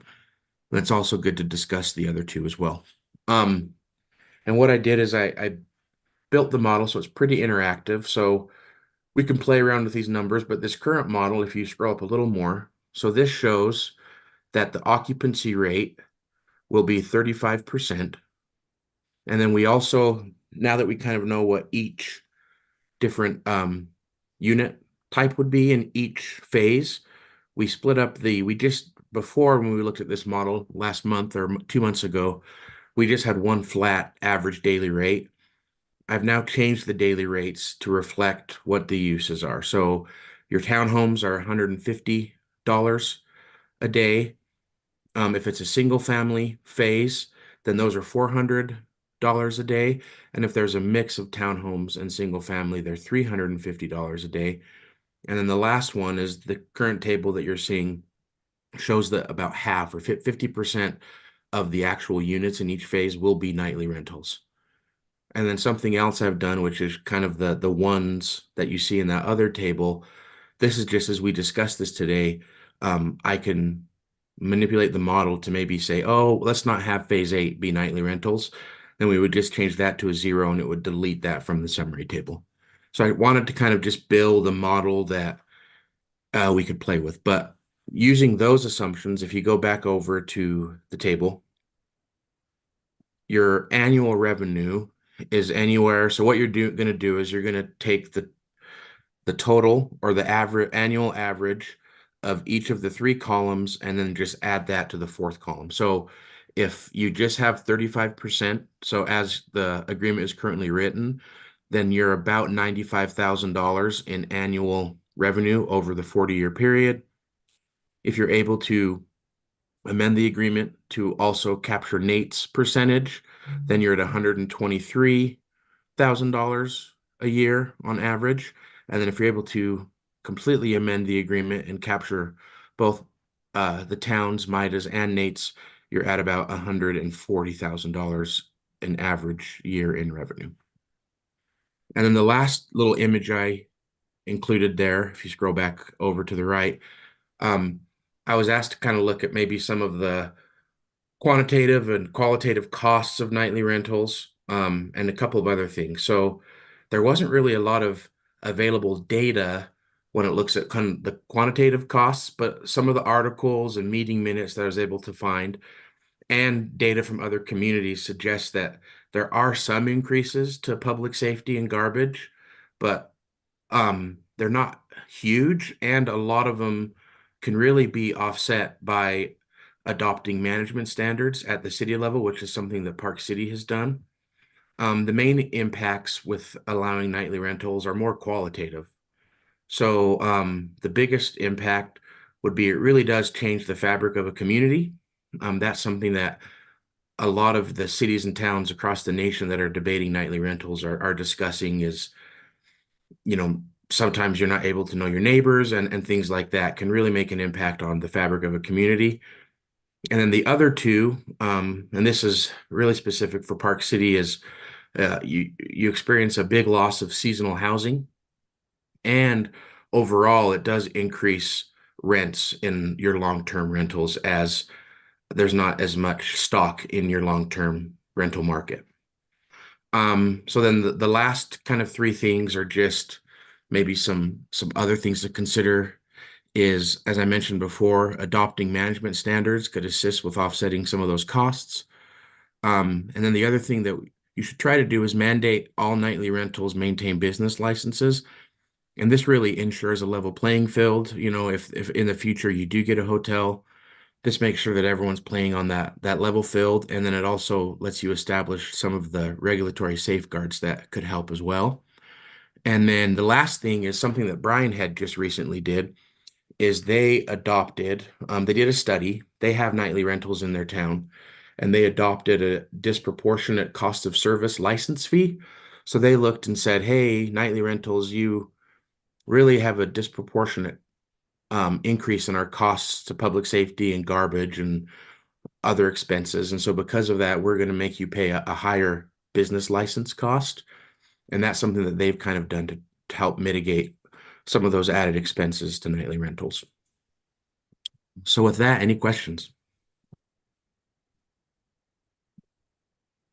I do have a question. The assumptions that you've based here, I want to make sure I understand them. Yep. You're assuming that 50% of these units under consideration would be rented 35% of the time. Do I understand that correctly? Correct. Yep. And is there a benchmark for that? Because that seems higher than our experience in Claim and Deer Springs 1. Is there is there some benchmark you're using? Is there some reason that you think that 50% of these are going to be used 35% of the time? So Jonathan, go ahead, Mayor.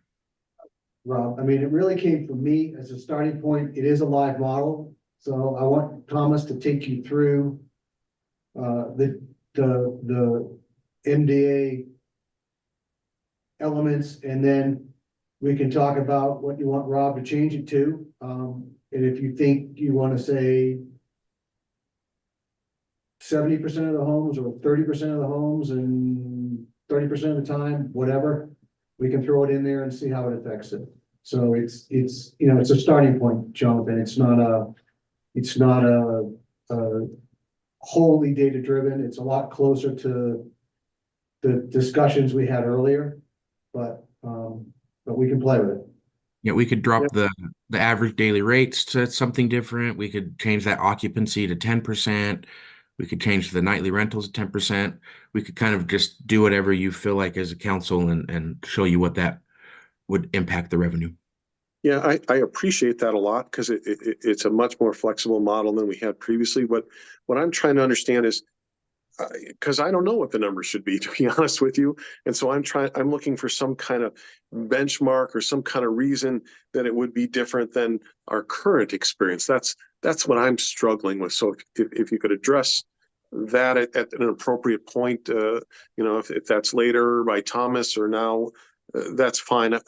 I'm just looking to grasp onto something, I guess. Perfect.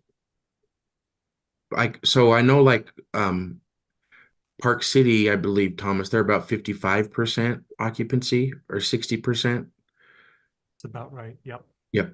So, I mean, you're looking at, we could pull some of the data that you currently have in Claim and other things like that, but also it's a 40-year model. We do want to include, and factor in, okay, what's going to be the impact when Mayflower opens? What's going to be the impact, as some of these things develop?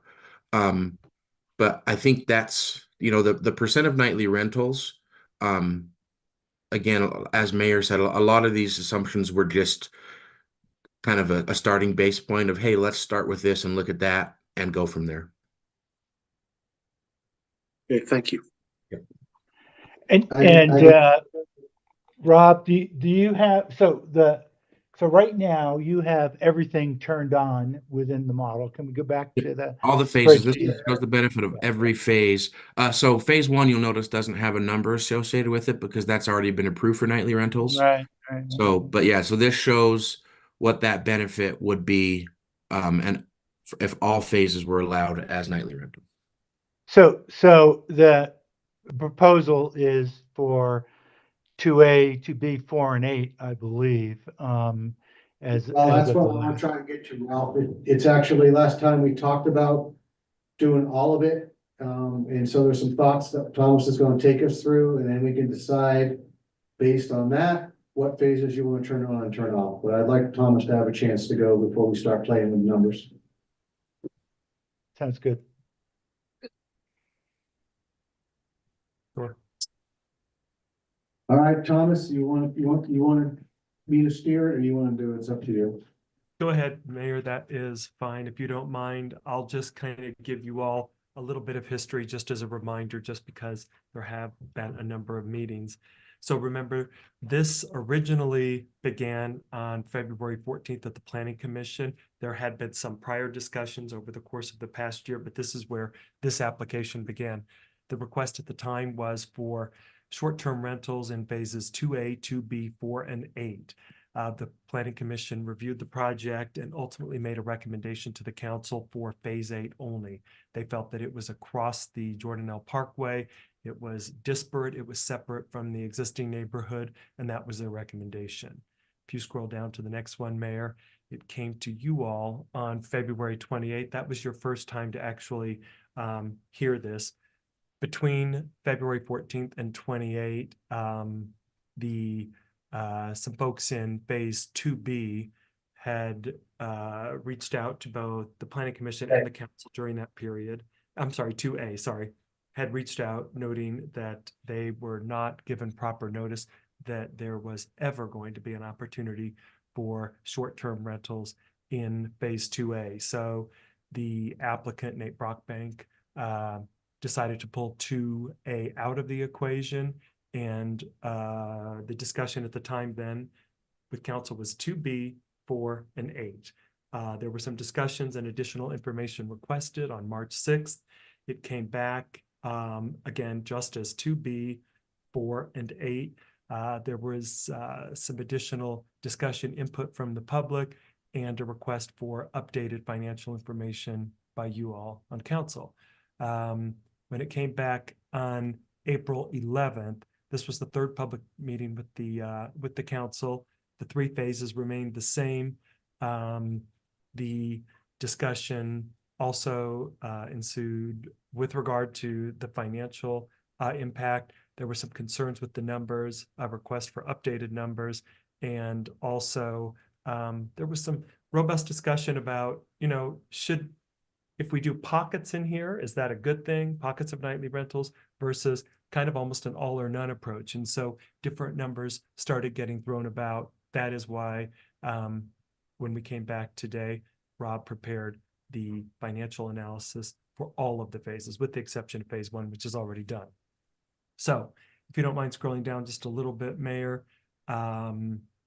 So the request today is for all phases with the exception of 2A. So it would be every phase. 1 is already done, of course, but it would be every phase with the exception of 2A because the applicant felt that they gave their word they would not put nightly rentals in 2A because of the miscommunication or lack of information regarding the fact that maybe there could be nightly rentals. So this is for everything except for 2A.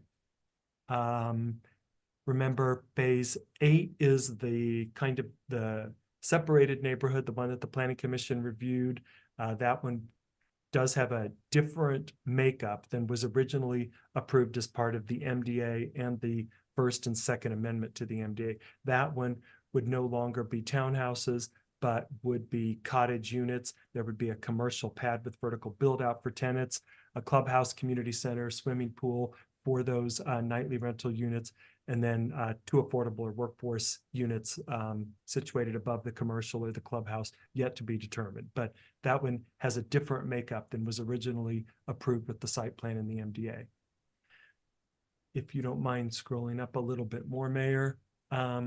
So the applicant is requesting, again, all phases with the exception of 2A. So it's a bigger ask for short-term rentals. And so the dedication to the town has changed. The recommendation in terms of offsetting impacts is to dedicate 20 acre-feet of water rights to the town. Keep in mind, value of 1 acre-foot of water is about 40,000. Could be high 30s, could be 50, but it's about 40,000. So that dedication would have a value of approximately $800,000. The offer also now includes the dedication of $50,000 for the construction of the fire station within the town boundaries. The offer with regard to giving the developers MIDA ownership dollars, tax dollars, resort dollars is also still on the table. Rob outlined that a little bit. It would go from 30% or 35% up to, I think, 60%. Did I get that right, Rob? Yeah. Okay. So it would be an increase in the amount of taxable 65%. 65%. Okay. You don't mind scrolling up. I just wanted to make sure that you all understood exactly what does exist outside of the master HOA. Keep in mind the master HOA does not allow for short-term rentals. And remember, if I accidentally say nightly rentals or short-term rentals, they are used interchangeably often, so I apologize. So these are the subdivisions that have been platted outside of the master HOA. As you can see, Claim, as part of their MDA, has 88 short-term rentals allowed, and Deer Springs, the one under discussion tonight, phase 1, 45 units, those also allow short-term rentals. Deer Waters, Lakeview, and Venturi unbuilt do not allow short-term rentals at this time. If you don't mind scrolling up, just to orient everybody to the map, the proposal tonight would be for everything to be nightly rentals except for 2A at kind of the bottom where the mayor has his cursor. So that would be the only area that would not have nightly rentals. That road below there, just for the record, left is north, to be clear. The road below 2A is the Jordan L. Parkway. And the road that kind of scoots along the top of this entire development is SR 248, just by way of orientation. If you don't mind, if you guys have any questions, please stop me along the way. But I know you've heard some of this before, so I'll just keep going until you suggest I stop. If you don't mind scrolling down just a little bit further, Mayor. Oh, yeah, that is the existing Bellevue Way right there. And then that kind of connects to Ascent Drive, which is kind of an S road that takes you up to Jordan L. Parkway, that bottom S road on the bottom. This is just an outline of the approved units pursuant to the MDA. You can see that phase 1 does have the 45 units. You can also see that phase 2A, which would be the one that would not, as part of this proposal, have nightly rentals, has 48 units. It's a pretty significant phase in terms of numbers, unit numbers. If you don't mind scrolling down, Mayor, we kind of walked through the revenue, so we can skip this page, I think.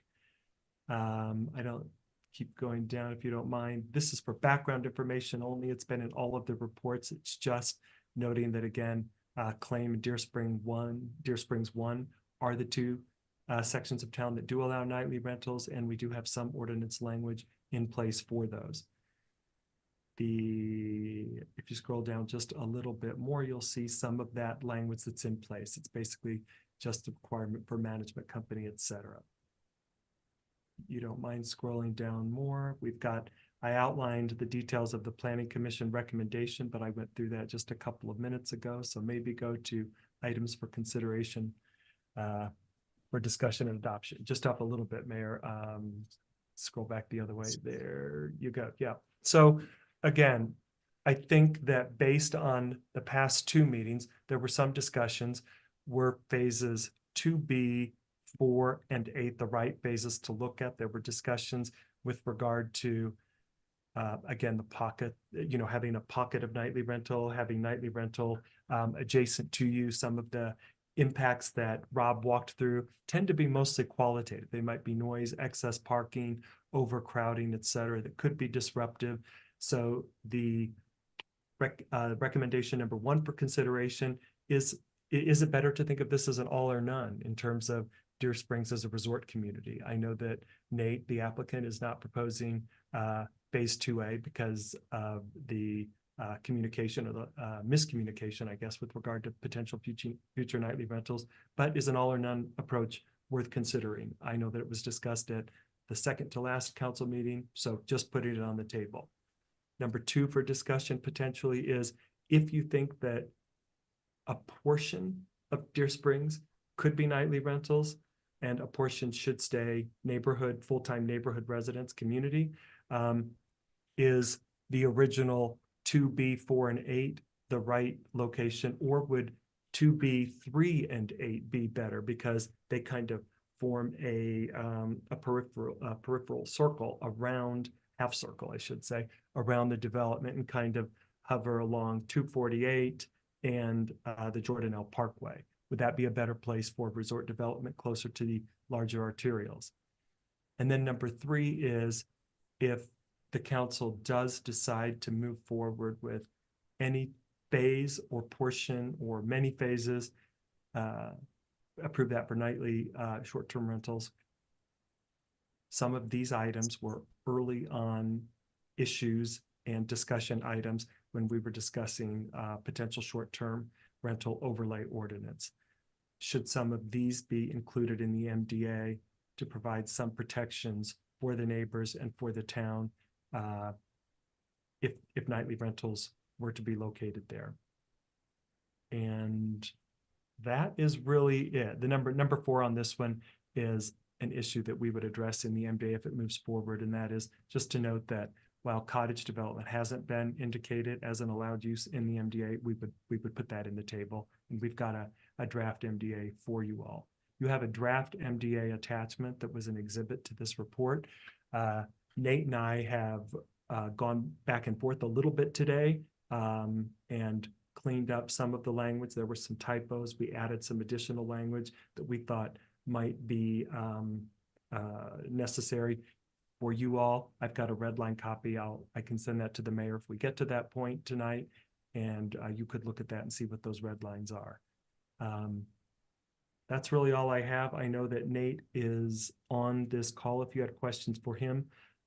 Otherwise, I'm happy to answer anything, or we can jump back to the table and adjust the numbers and the percentages. I have a question. This is Carol. I'd like to know how many of the units in phase 1 where nightly rentals are allowed, how many people in that phase 1 actually have their units as nightly rentals? Because it seems to me as I drive through it that it's families.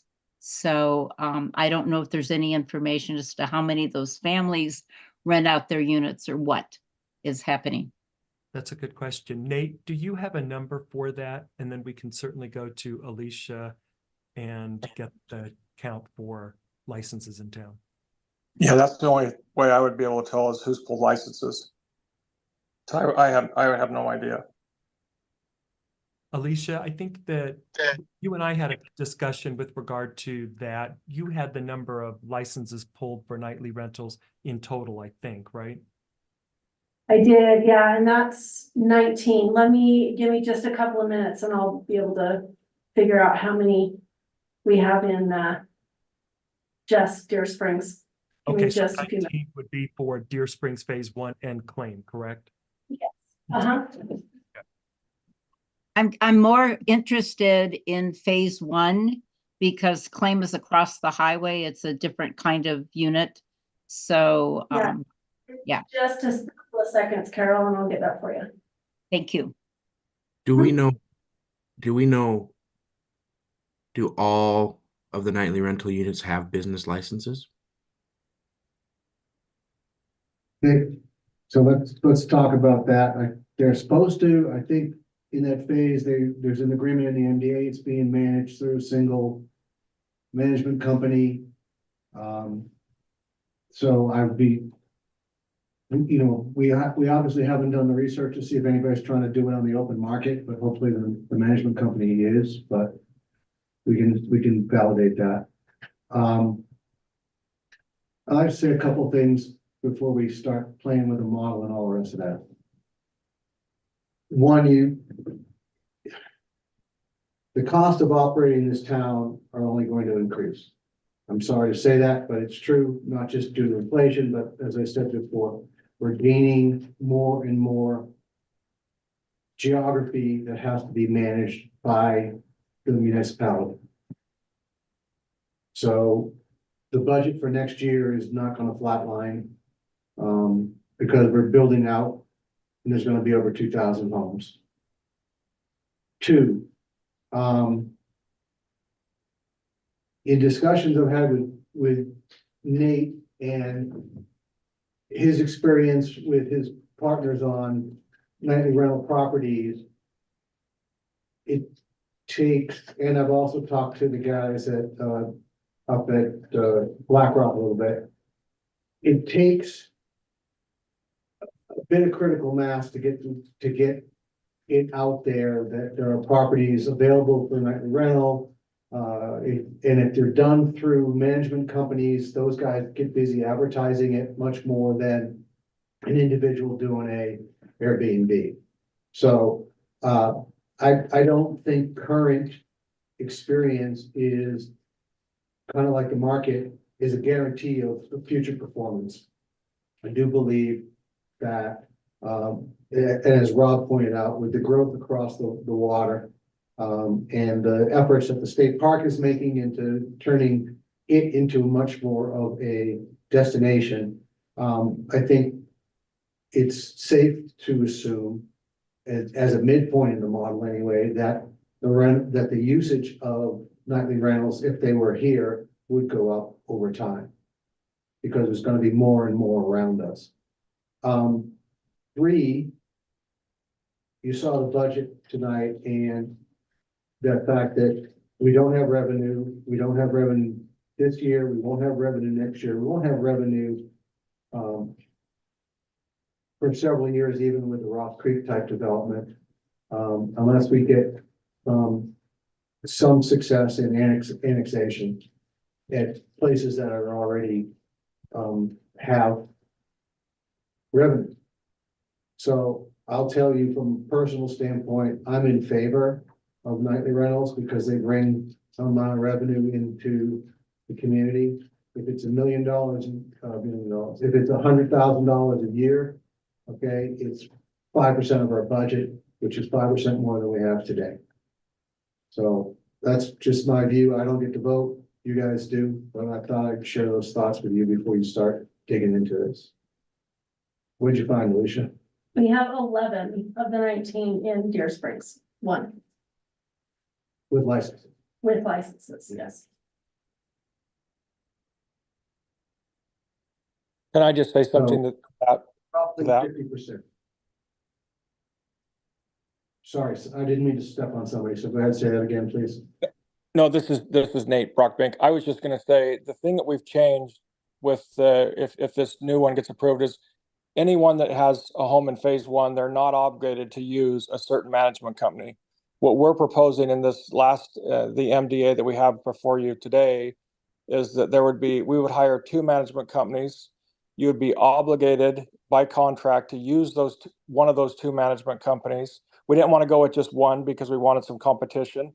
Management companies take a portion of of what the owner gets.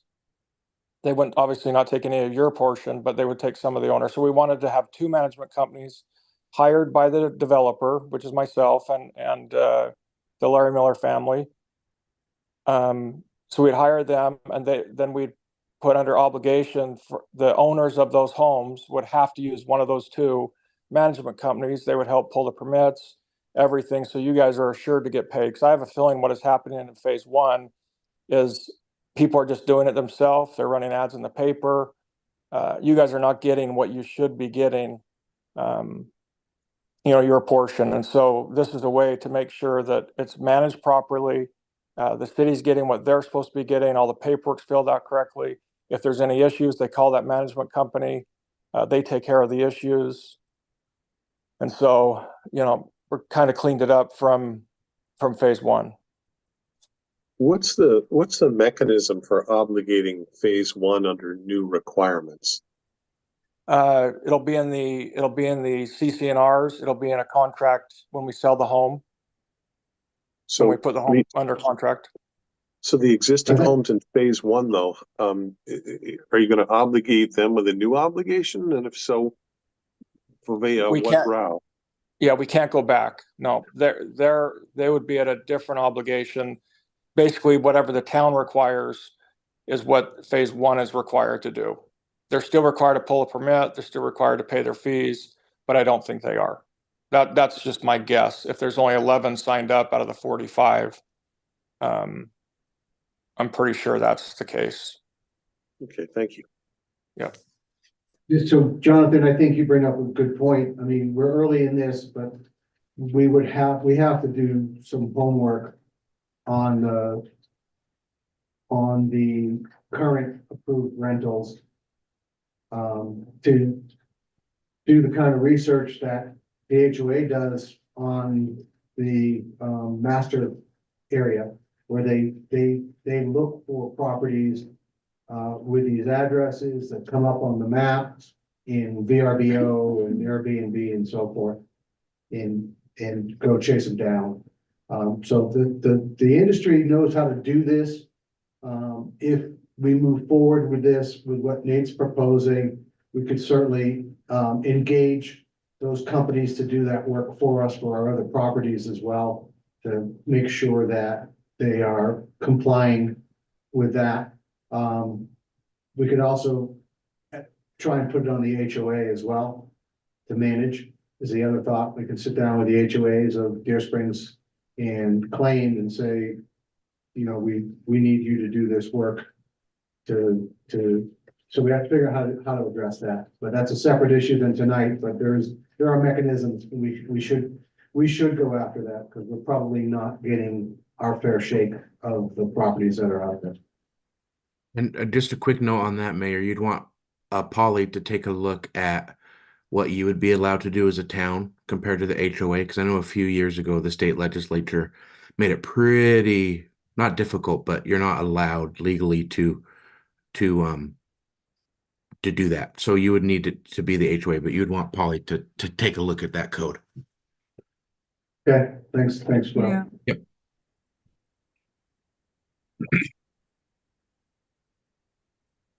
All right, so the thing I wanted to say is we've talked about this a lot, and we're at the point now where, so we may not have perfect data, but we have a lot of information available to us on the work that Rob's done and discussions we've had and so forth. So I am going to be asking to please take it to a vote tonight. And whatever way it ends, because Nate and Holmes need to start moving on their other properties. And they're holding back because they don't want to start granting sales to people and not be able to tell them that they are or they are not going to be in a nightly rental zone. So we can analyze this for 6 more months, but the numbers aren't going to change grossly. And so it becomes a matter of picking what we think is worst case scenario, if you want to start that way, as well as a better case scenario, and let Rob run his model and look at the numbers, if those help you, or just have the dialogue and decide where you want to go with it.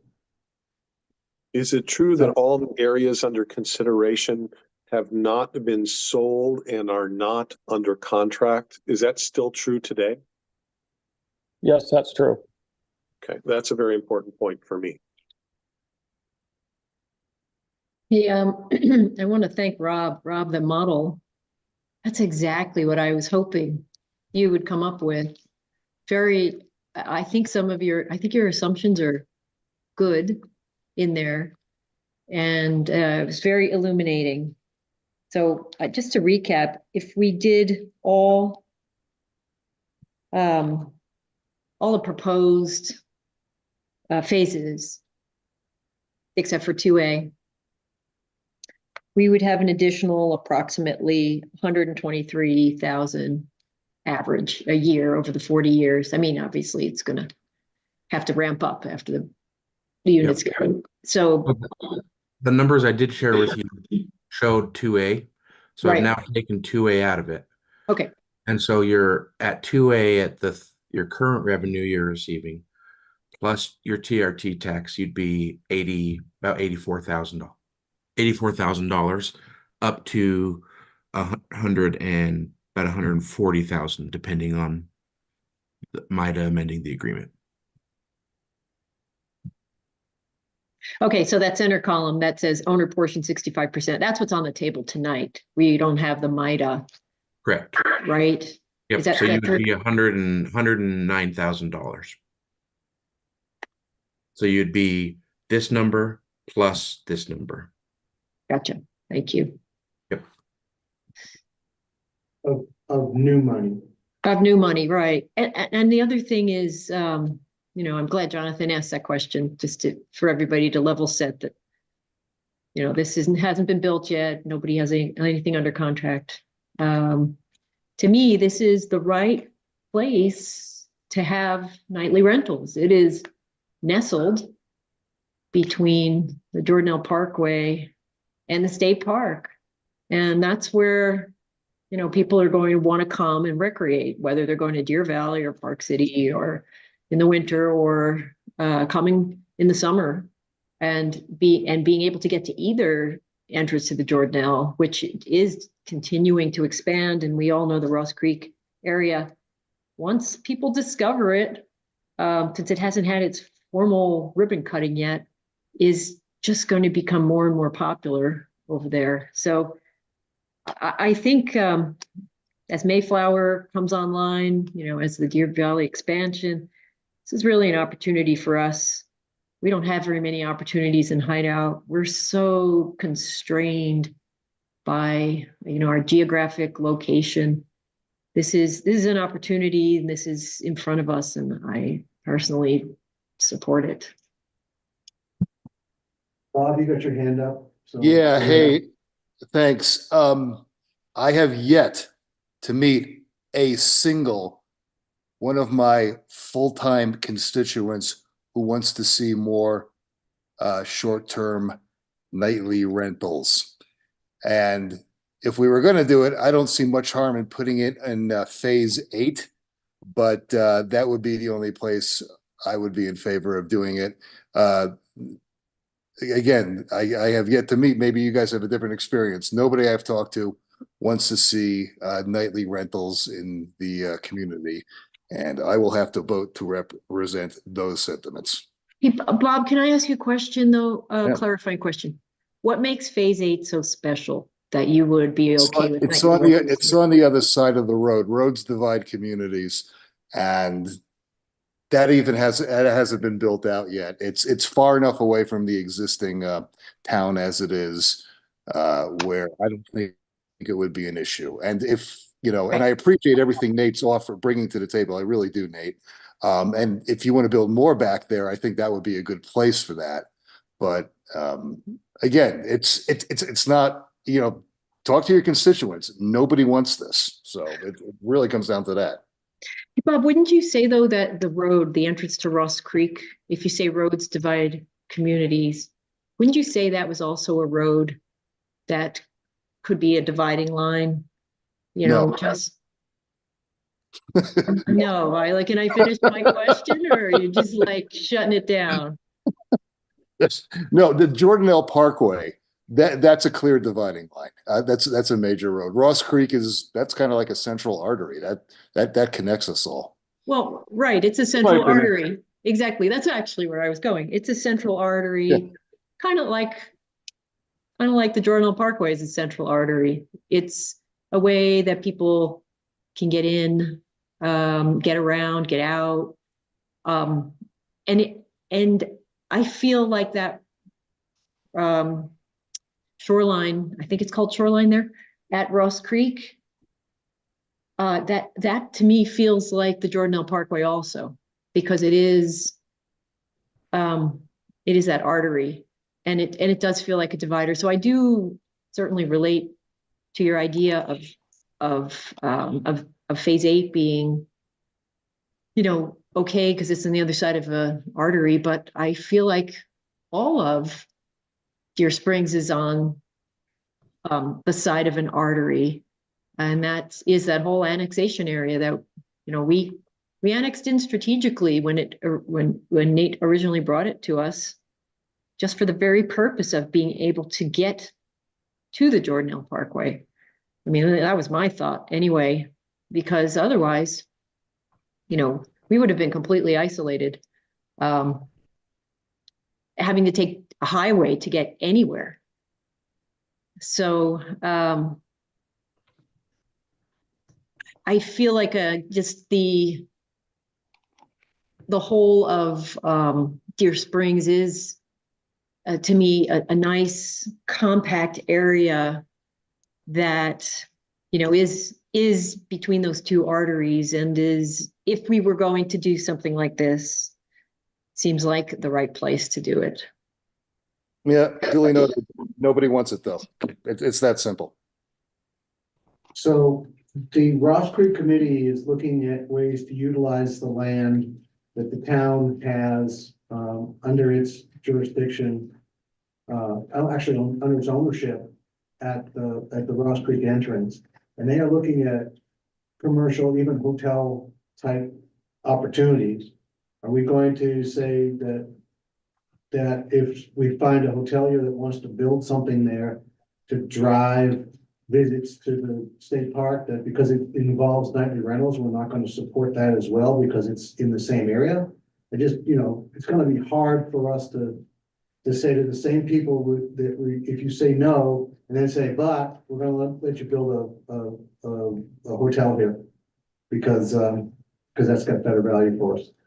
Yeah, well, a hotel's a different animal though. That everything, all the shamalama ding dong that goes along with nightly rentals and parties, that's going to be contained to the hotel in a very small area. I don't see any hotelier personally wanting to put something down there. I don't think it's a good location for that. Maybe in up near the Bloom property would make a little more sense. But again, I'm just reflecting what I've heard from my constituents who I've talked to who live here full time. They just don't want it and would rather pay higher property tax than to have the aggravation and the dilution of the sense of community that comes with the short-term rentals. That's all.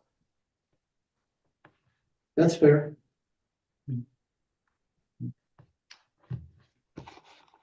Ralph, any thoughts today? Yeah, I think I've weighed in quite a bit. I wanted to hear Bob. I'd love to hear Carol as well. I have three concerns. One is along the lines of Bob. I think we already know that 7 out of 10 people have surveyed against nightly rentals. And I have not. I've talked to quite a few people in town as well. I've not heard one person, along the lines of what Bob say that they're interested in nightly rentals, except where it might be the Bloom property and a designed area where we have a hotel and neighborhood mixed use with commercial. And the only feedback I've gotten for is as long as it's not in my backyard. So everybody's got a backyard. So if people don't, want it in their backyard, essentially they don't want it in an unplanned or previously unplanned backyard. And, to the qualitative effects, I think our town brands itself to a large degree on no nightly rentals. I agree on the revenue side. The other things that in principle I'm against is changing MDAs and relationships to zoning based upon slow sales. So I don't think that's a good principle to build your town on. And then, I'd also just say that I could lean into this if, for one thing, I'd say I'd change my approach entirely if we got 40 feet of water, because water is our problem. So I'll trade water, because the rest of this is trickle down economics. It's 40-year projections on basically trickle down economics. There's not a lot of hard money in here. We're much better putting our efforts into the Ross Creek and the Bloom, the Salzman developments. That to me will generate larger elements of capital for us in a planned environment. However, I understand, I know that we may need water. So I'll put this out. If Nate doubles it to 40 acre feet, I'll put a positive vote in. Without that, I just don't see the economics here. So I'll stop there. I pass this to Carol because Carol, would you share your views as well?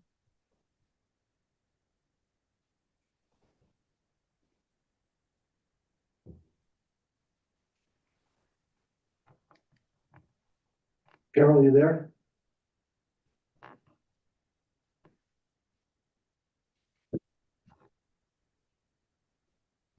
Your mic is muted, Carol, if you're looking to speak.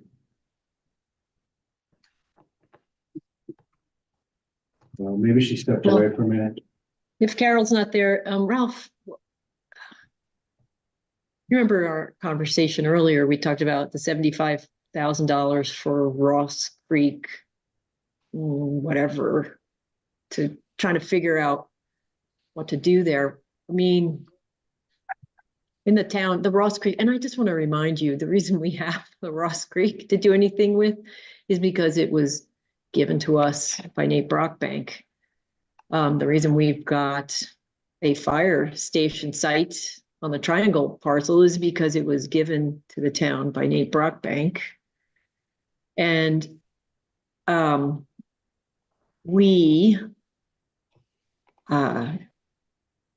anyway, my question for you about, because I know you've been heavily involved in the economic development of the Ross Creek area. I mean, what are you hoping to get there? And is it compatible with nightly rentals being right there, between it and Burnell Parkway, with whatever you're contemplating or hoping for in that area?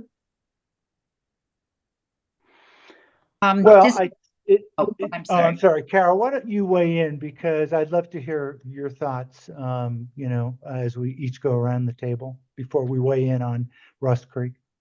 Right. I'm so sorry. My computer went completely blank. I couldn't, but I'm back. So I kind of feel like Ralph did. I was going to comment about the MDAs and the ordinances that our town passes. And it seems like we do them quite often, and then we start to make exceptions to them. So I do have issues with that. We do have ordinances and MDAs in place. But then again, I look at the water rights and we really need water. So that's another issue. Like last time, always I've been on the edge of going one way or the other way. I'm still kind of there, but I look at the future of our town, and that's what I'm looking at, and what we need to do to make this a town, a community, without alienating our constituents and the residents. I have heard from some residents, they don't want nightly rentals. But where they are located, where they could be located, it's a better place than in the majority of the areas in town. But I worry about the people who've already bought there. But I know there's going to be no nightly rentals in 2A, but there's still there in the middle of all the other sections. So I still want to hear more. I'm not going to say what I'm going to do yet, but I will vote tonight.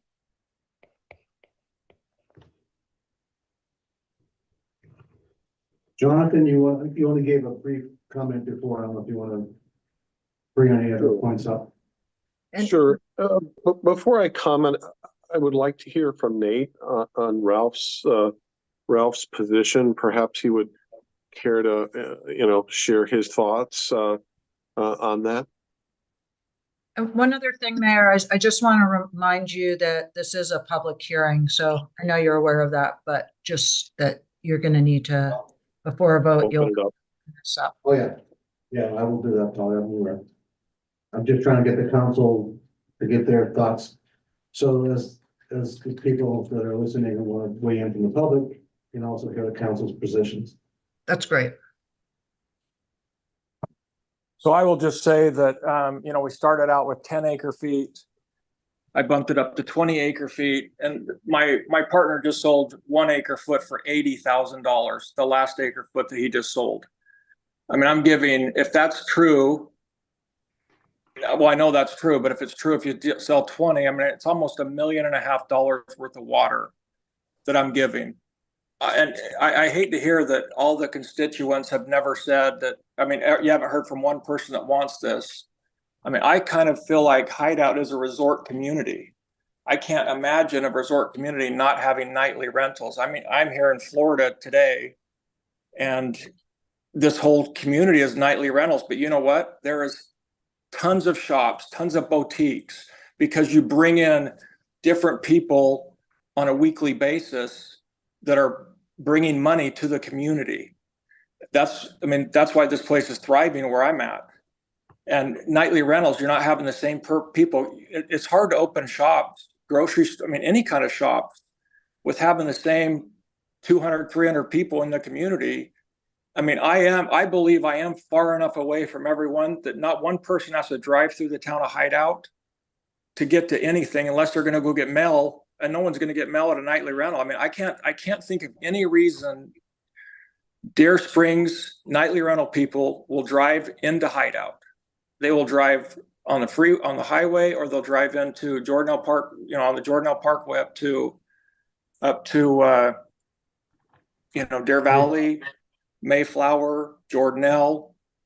I think if someone was to ask me on a house I already own, would you want nightly rentals? I would say hell no, because I've already built that. I'm not changing it.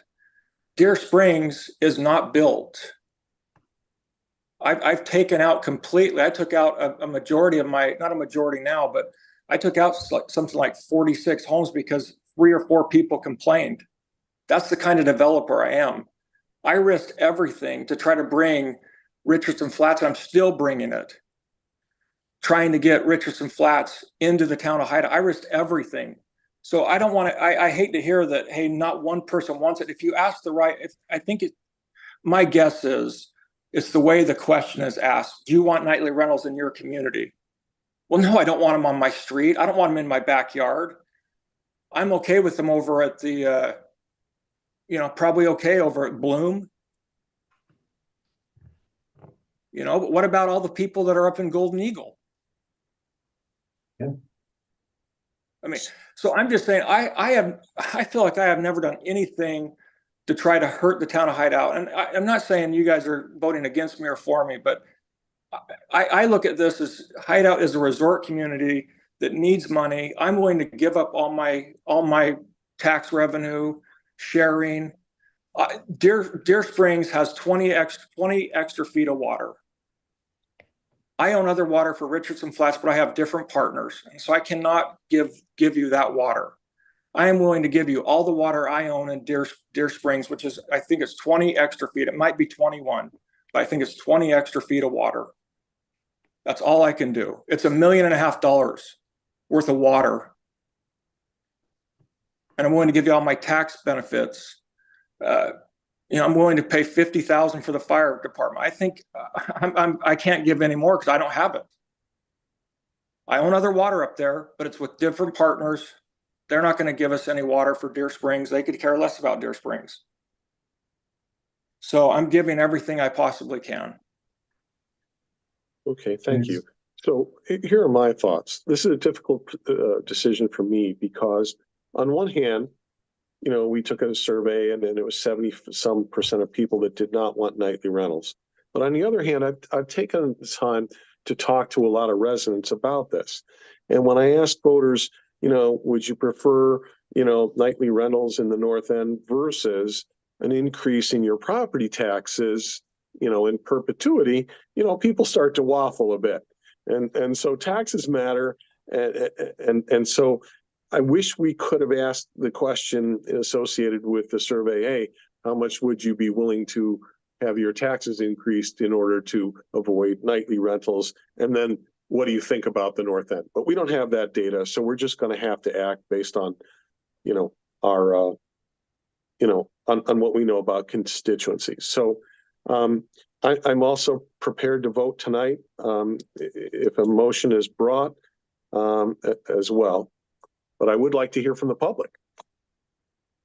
Well, we'll get there in just a minute, Jonathan. I just want to make one other comment that I thought Nate made a good point. As a user of nightly rentals, and I'm unequivocally a fan because I use them, and I've not had bad experiences, and I'm probably not the one that gets written up in the newspaper. But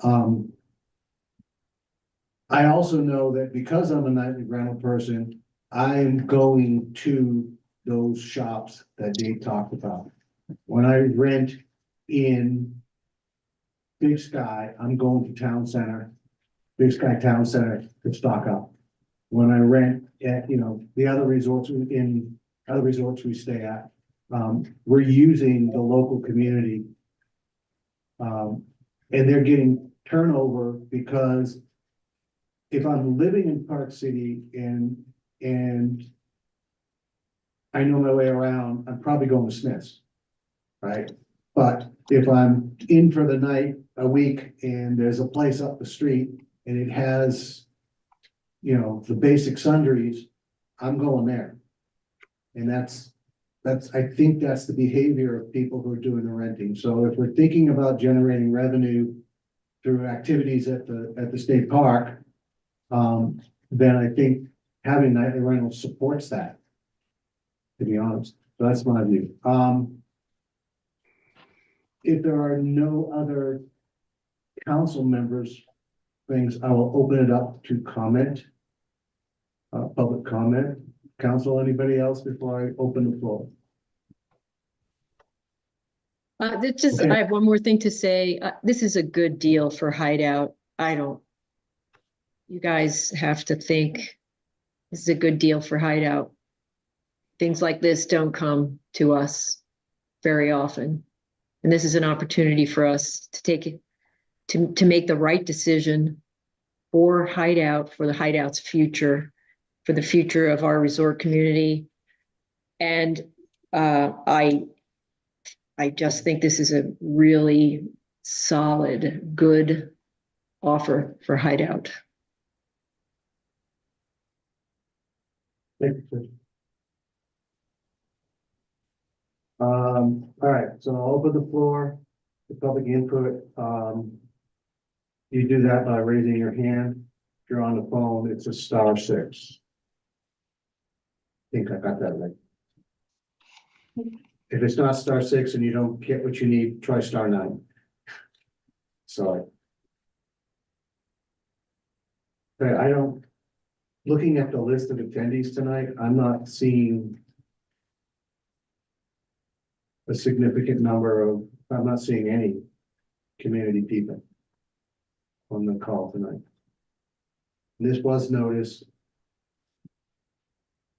Yeah, we have heard from others. I do have someone in the room who wants to make a comment. We do have a resident who happens to be on the planning commission, and it was here to give his report for that, but since he's here, he wants to make a comment. So this is Joel. Come on, identify yourself, please, for the record. Sure. And make a comment. My name is Joel Pieper. I'm a resident in the Rustler community. And speaking solely as a resident, not as a commissioner, planning commissioner. When I think of Hideout, yes, I think of us as a town, as one community. But clearly, I see there are sections of Hideout that are divided. Claim, Golden Eagle, and Deer Springs. And as a resident, Deer Springs is not close to me. When the survey came out, I'm sure I said, I don't want nightly rentals in my community because I don't want them in my backyard. I don't consider Deer Springs in my backyard. I think it would be a great location for nightly rentals.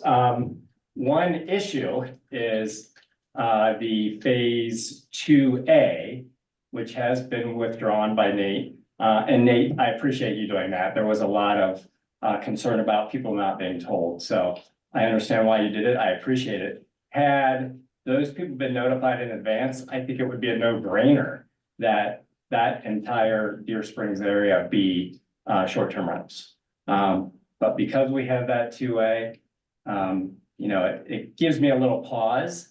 But again, as a resident, I would be in favor. So Councilman Nadelberg, I am one resident who now you've heard from who would be in favor of Deer Springs having nightly rentals for their phases. Thank you. You're welcome.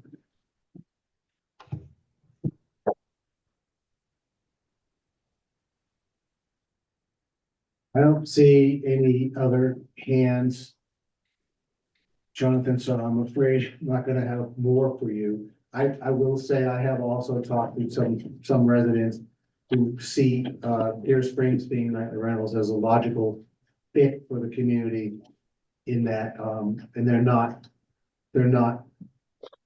terribly upset by it at all. They think it's a smart thing to do. There's other opportunities that come with it, and it would enhance, you know, the things we are doing to try and generate revenue. Not from the night rental side, but you know, anything we're doing commercially. I mean, if we're successful up the road, as Nate mentioned earlier, you know, they're going to become users of that space. For sure, because it'd be the nearest space to do everything that they want to do. So. If this is to go forward to a vote, I would be more inclined to vote yes with some clarifications to the MDA, or at least an agreement in principle to clarify the MDA. The amendment expires, and I would like to make it crystal clear in the MDA that the TRT and sales taxes, the assignment of those continues in perpetuity and would survive the expiration of the amendment. That'd be the first thing. The second thing is I'd like to see the reference to the $50,000 to be able to be used for any public safety or similar facility within the town of Hideout. In other words, those funds might be decided to be used to help offset the cost of temporary Station 56. And then thirdly, I'd like to see in Section 3 that, you know, that going forward, that the areas authorized for nightly rentals would be subject to all of the town's ordinances as amended from time to time. And my intent here is not to reserve the right to outlaw them, but to rather make sure that reasonable regulations would in fact apply if they are enacted after the execution of the MDA. And so I'd like to hear from Nate on whether or not in principle he's okay with that. One other thing I'd like to throw in, I didn't want to muddy the discussion earlier, but the MDA still has some typos. We had sent it back to them last week. It still had some typos as of today. But one other, so of course those would have to be fixed. That's non-substantive. But I also did notice that there was a change of the expiration date of the MDA. And so I just thought that that was also an important discussion point as to why the extension. Just so that the council could be aware of that. And I just wanted to point it out to them. Okay, well, let's first talk about the extension because I had no idea there was an extension. Homes, their attorney drafted the MDA. He's made the changes. He had never talked to me about an extension on the MDA. I've not asked for one. I don't think we're going to need one. And so that's a surprise to me. And so we don't need an extension. I don't know why that's in there, or if that's just a mistake. The other three items I'm completely fine with. I have no issue with those. And Jonathan, you had Councilmember Gunn, you had also mentioned, did you mention the water having us, that it would be transferred, kind of the timing of it being transferred, the water rights? That was another point that had been brought up. I think, does it say in the MDA that the 50,000 in the water will be transferred within 60 days of execution? I believe it does now. Yeah. And we also changed from Thomas's, my talks with him today, or my discussion with him today, that 50,000 could be used for other purposes than just the fire department. So I believe that's in there now. That is in there now. Yeah. I did see that. And the other items I have no problem with. Yeah, the payment is within 60 days. And are you okay with the transfer of the water rights occurring during that same time frame? Yeah, I mean, let's do 30 days. There's no reason to go 60 days. I mean, I'm fine with 30 days. We can make it, we can do it within 30 days. This just gives you. Yeah. However you want to do it. So I would also recommend then, based on that we strike paragraph 6. Could we pull that up, please? Yeah, I was gonna say, since we all of a sudden jumped, I need to do a few things. One, if I didn't close public hearing, I need to close public input. Secondly, Thomas did work on the NDA this afternoon, so I don't know, Thomas, if you want me to, if you want to open it up and share, if you've got changes on because you have the red line, you've done a lot of the spelling corrections and stuff, I believe. And then we could just look at your copy as when we get to paragraph 6 or whatever, section 6, whatever. So let's let Thomas kind of bring it up and take a look at it together. Because it has slightly changed from what's in the package, so we might as well look at the freshest one. And you're just going to need to make it a little bigger. Yes, please.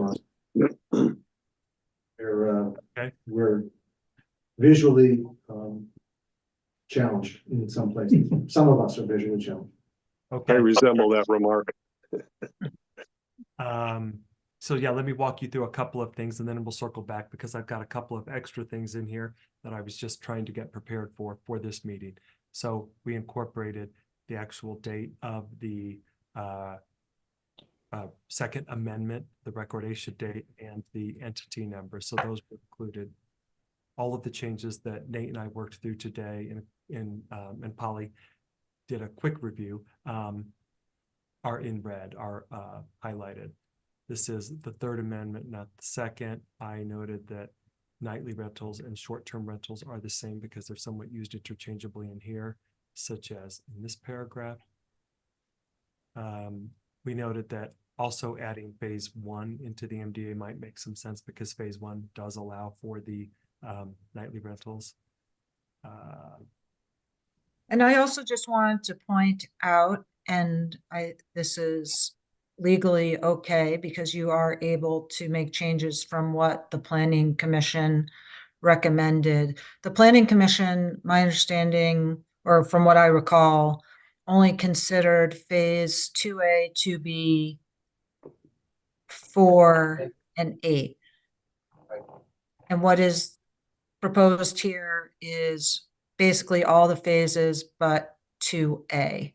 Phase 1, I suggested putting in because that's already part of this, so they should be subject to the same restrictions, and all that. So, it's a recommendation from Planning Commission. But I just wanted to point that out so that you are aware that they talked somewhat about the whole thing versus not. I think you've probably seen the minutes. Thomas has given you a recap of it, but what they initially reviewed was just those 4 phases. So Polly, not to be difficult, but by throwing phase 1 in there, the language below about required to use the short-term rental, nightly rental management companies becomes a problem. We can just say except for phase 1, because I think it's beneficial to the town for you to get the MITA money from phase 1. Agreed. Agreed. And also to have them, that they have to, I mean, they're already required to abide by the laws. We didn't limit them to the 2, management companies, but we did limit them to everything else, so. Wanted to point out that discrepancy and you fixed it, so good, thanks. Okay, so does this language make sense? Don't look at anything below that because that is just some of the ordinance language. You guys haven't committed to putting that in. I'm just preparing. Does this make sense? All individual homeowners, with the exception of phase 1, would use the one of the 2 management companies. People are comfortable with that. Nate, you're comfortable with that? Yes, I am. Yeah. Okay. Let's skip this section for just a second. This was some of the ordinance language, but we haven't yet committed to that. So let me go to the remainder. We would need the reservation agreement and applicable documents. I noted the transfer of the water rights will take place within 60 days of recordation. Is that right, Polly? That's correct. Thank you. The dedication of the $50,000 would go towards the construction of a fire station or other public facility or amenity located within the town boundaries. Everybody okay with that?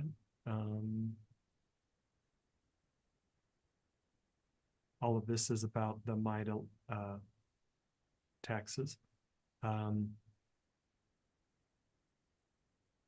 Jonathan, this is something you brought up earlier. Are you comfortable with that language, that the assignment of the resort community and sales tax revenue is in perpetuity and shall survive the termination of the MDA?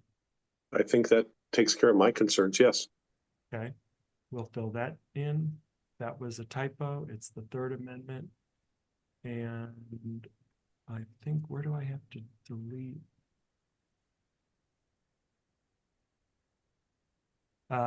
I went ahead and put this in as an exhibit. It's an updated phasing plan and unit count. This is not updated, but essentially what I did was update this. Prior, this said 20 uphill, 10 downhill townhomes for a total of 30.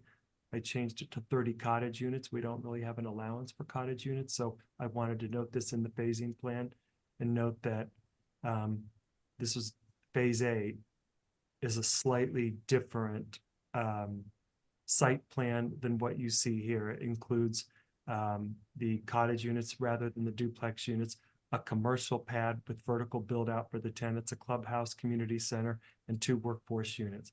I put this 2,500 square feet in here. We've never really discussed this except at some very early meetings. So I don't know if we want to put a minimum square feet. Nate hasn't seen this yet. I don't know if Nate, if you had a particular number. I remember when this was discussed, it was 1.5 years ago. There was a thought of maybe 2,000 or 3,000 square feet of commercial, but this is for discussion. I felt like we had to put some floor in there. Otherwise, we could end up with something that was somewhat de minimis. And you're talking just about phase 8? Just phase 8. That's the only phase that is really changing site plan configuration. Yeah. Let me make sure I understand, because Polly, don't I need to come before the Planning Commission and Town Council for phase 8 still, or is that already done with the? You do need to come back for the subdivision. You have the subdivision. Okay. The preliminary subdivision shows the townhouse units, which you're now switching to cottage units, and then kind of this commercial and community center. component. So you still need to come back for that. But I think that we have to have something in here that starts to give justification for that change. Yeah, well, to be honest, I would feel more comfortable talking about phase 8 because I'm just not prepared today. I don't know how many square feet. When I bring phase 8 here in the next few months, because I just don't know how to answer those questions about, I don't know how big the pad is. So really, council, are you comfortable if we don't have a minimum square feet in there and we leave it up to the planning commission at time of subdivision? Or do you want a minimum, a bare bones minimum? I think we leave it up to the planning commission at the time phase 8 comes in. Nate, is there a number that you would be comfortable with at this point, or are you just totally in the dark about what you think you need? Well, it's not even what I need. It's just what room we have. And if the last time I brought the cottages, it's been over a year, I believe, and I was trying to get 34. And then so the pad may get a little bit bigger because it looks like I'm going to get 30 because I had 30 townhomes, which is fine. And so I really honestly have no idea, but you guys will see this 2 times, the preliminary and final, where we can talk about this. I would just assume keep phase 8 off, not phase 8, but these things out of it until we get phase 8 approved. But yeah, Thomas, I mean, does it really have to go in here? I mean, approve what the current design is, and then he's coming for a mod on that, and we're just saying that mod would fall under the nightly rental requirement, whatever the mod turns out to be. I think we can take the square footage out. I think I would leave everything else in there because they're uses that we don't otherwise account for in the MDA.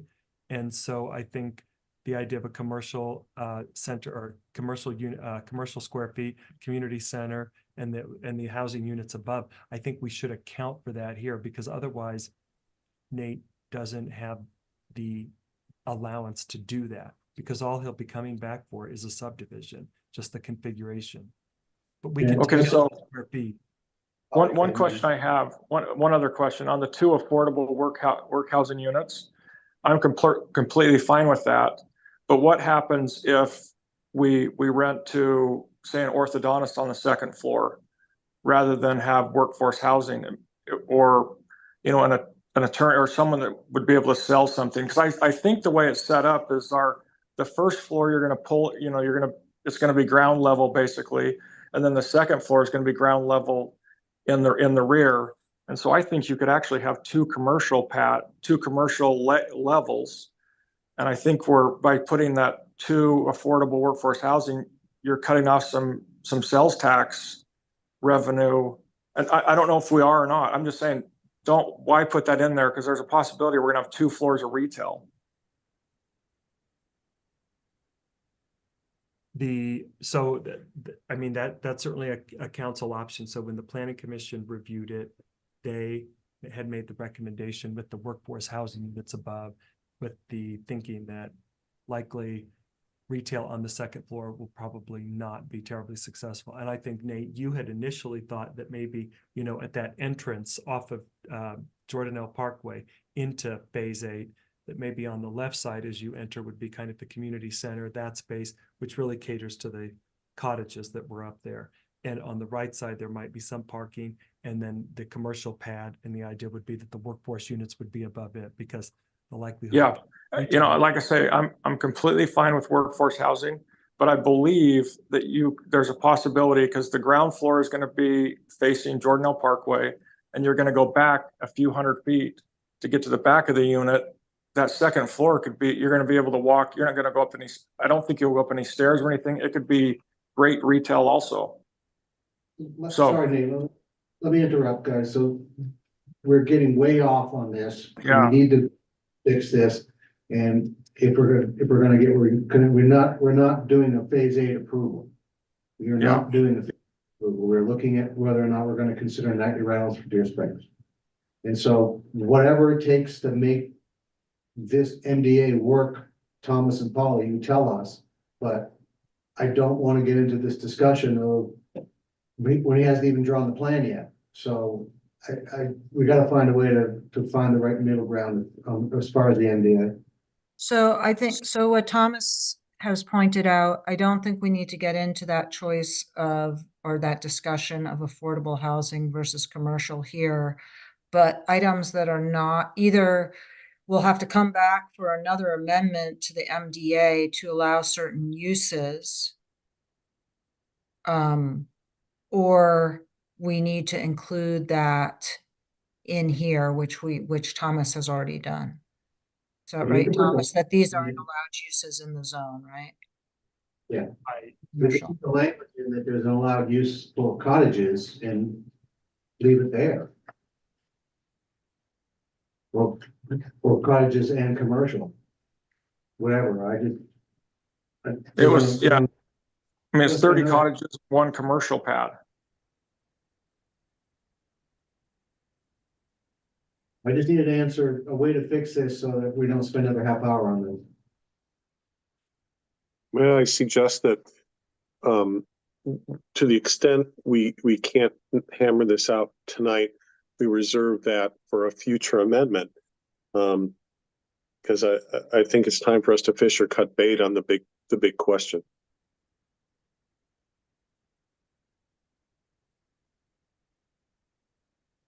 Could I make this recommendation? Could we say something like, just so the uses are in there, could we keep a commercial pad, a clubhouse and community center, two affordable workforce housing units and or additional second floor retail or something like that, just so the uses are in here and all we need to do is deal with subdivision and not have to amend the MDA again. Only if you say could include, not must include.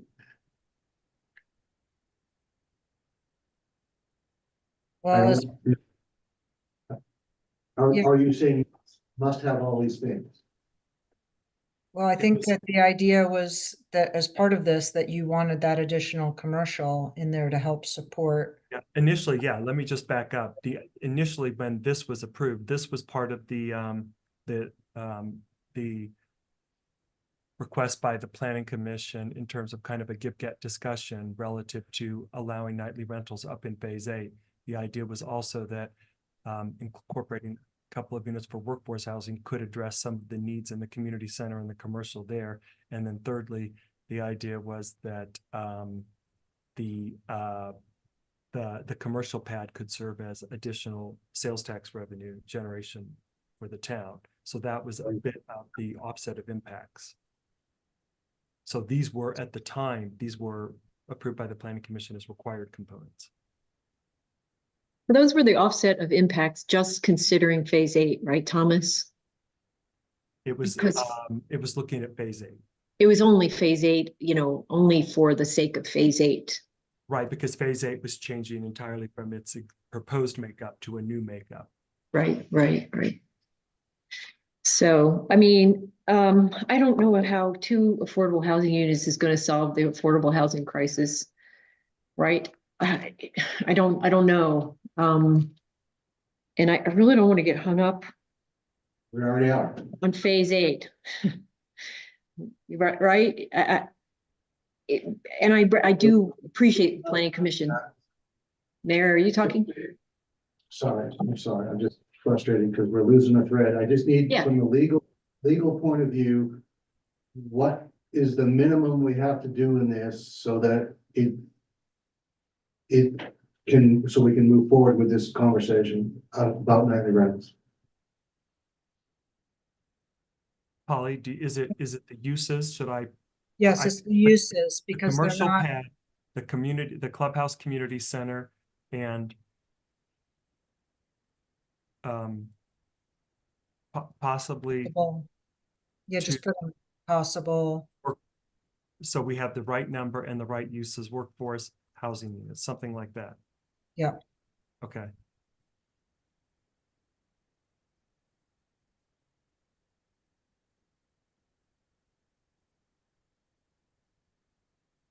Okay.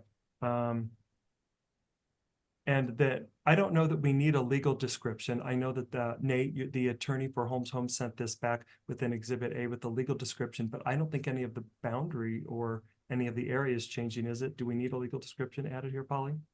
You're gonna need some things to record it against the property. Okay, so Yeah. we'll add that in. It'll be the same legal description then from the original, yeah. It Who, has- who was the attorney, Nathan?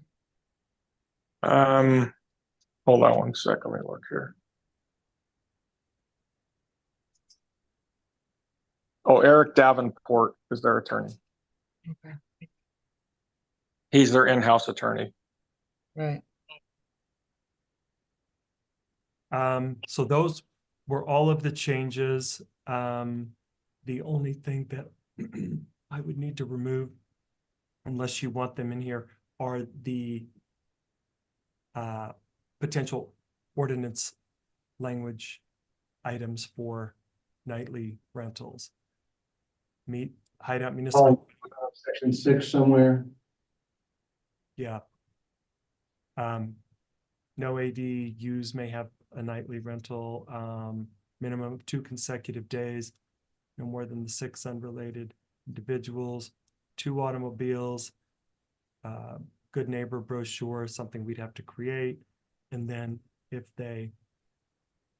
they procure their license, the Wasatch Fire Department and the town building inspector have the right to review on an annual basis. And if 3 substantiated complaints relative to the property are confirmed, the nightly rental could be revoked for up to 1 year. Do you want that language in there or no? That's a Polly question. Yeah, that just reiterates what the current code is, so. Can I ask a question? Does the current code say you can only have 6 people? Like I have 5 kids and my wife and I, that means 7, means I have to leave my daughter home. And if I rented a 3-bedroom house or a 4-bedroom house. Isn't that 6 unrelated persons? It is. Yeah, it did. It said unrelated.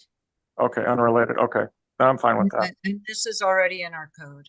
Okay, I didn't understand that.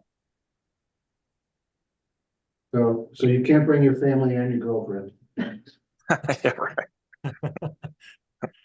Move on.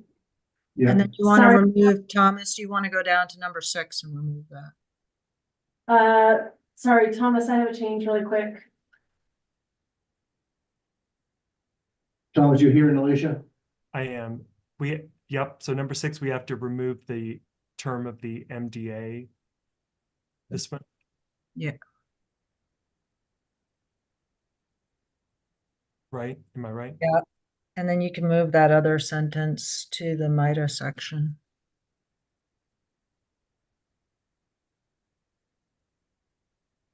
Which is just above it, yeah. Mhm.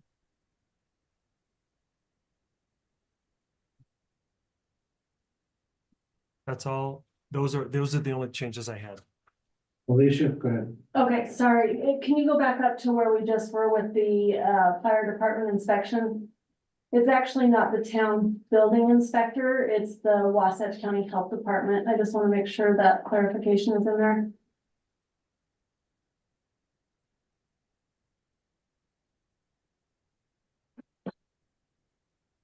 Wasatch County, I'm sorry, Alicia. Health Department, Okay, thank you. thanks. Okay, Nate, you're okay with all these changes so far? Yes, I am.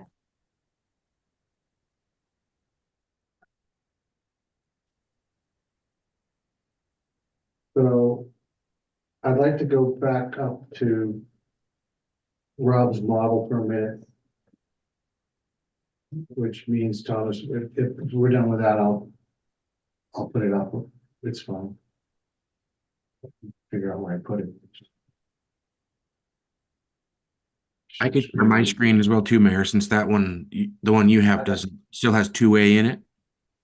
Yeah, it does, but I'm not looking at the numbers. I'm looking Okay, at perfect. I just want to talk briefly about the the MIDA ILA portion, because that's the one that has to go through a different process, right?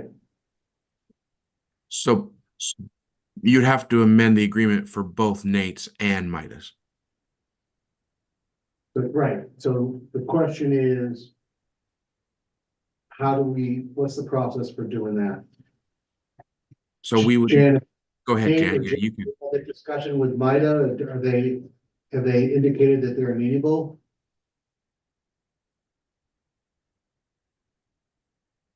Is Jan on? Because she's the one, I recall her telling me that she had reached out to them and they were fine with it.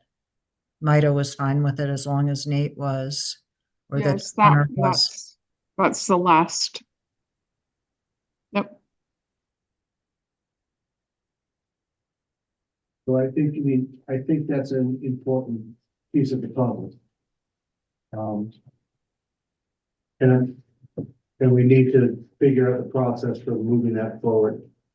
It's not in this NDA, obviously, but When we talked last to Mida Mayor, they mentioned that I would guess that we would either have Nate write a little letter or something to Mida that states that he's on board with sharing his revenue, and then we would just forward that to Mida staff with a request to be on the next Mida agenda to amend the agreement. in which case we should put some language in this to suggest that that will happen. There is a section on cooperation and executing further documents. That would be perhaps a good location for that. So Thomas, I'm going to stop sharing and go back to that. You can put the MD back up, but I just didn't want to lose that. Okay, here, I'll share this.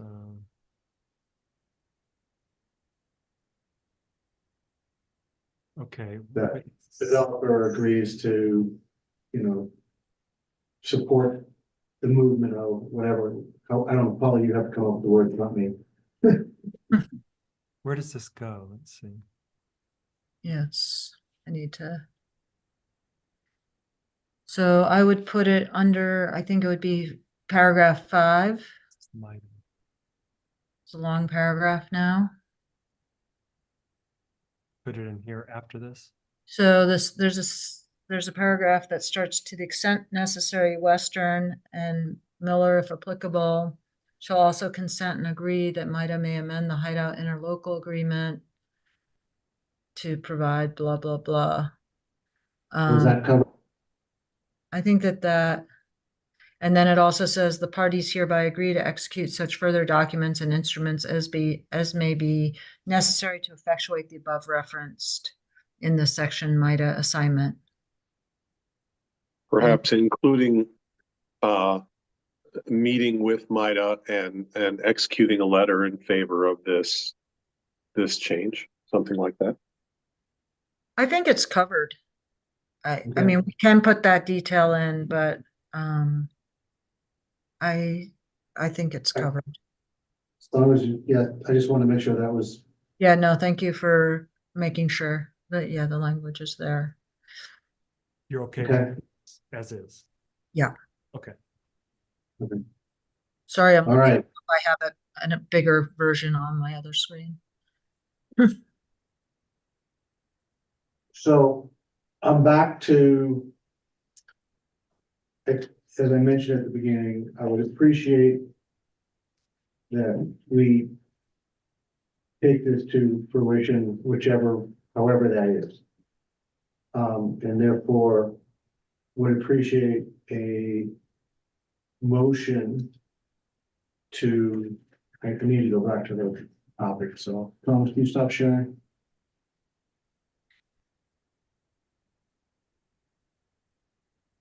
Well, I can. Go to the language in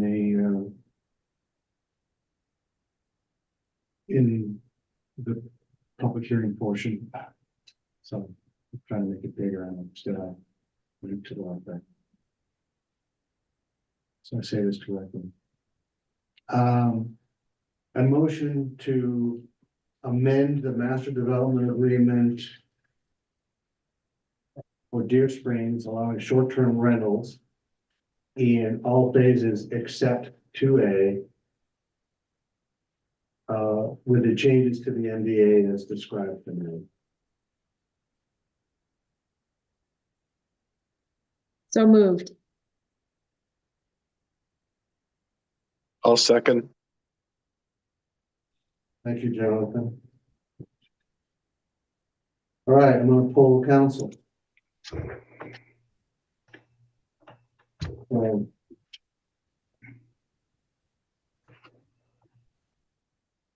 Hang on a second, I'm just making a note here so I get it captured right.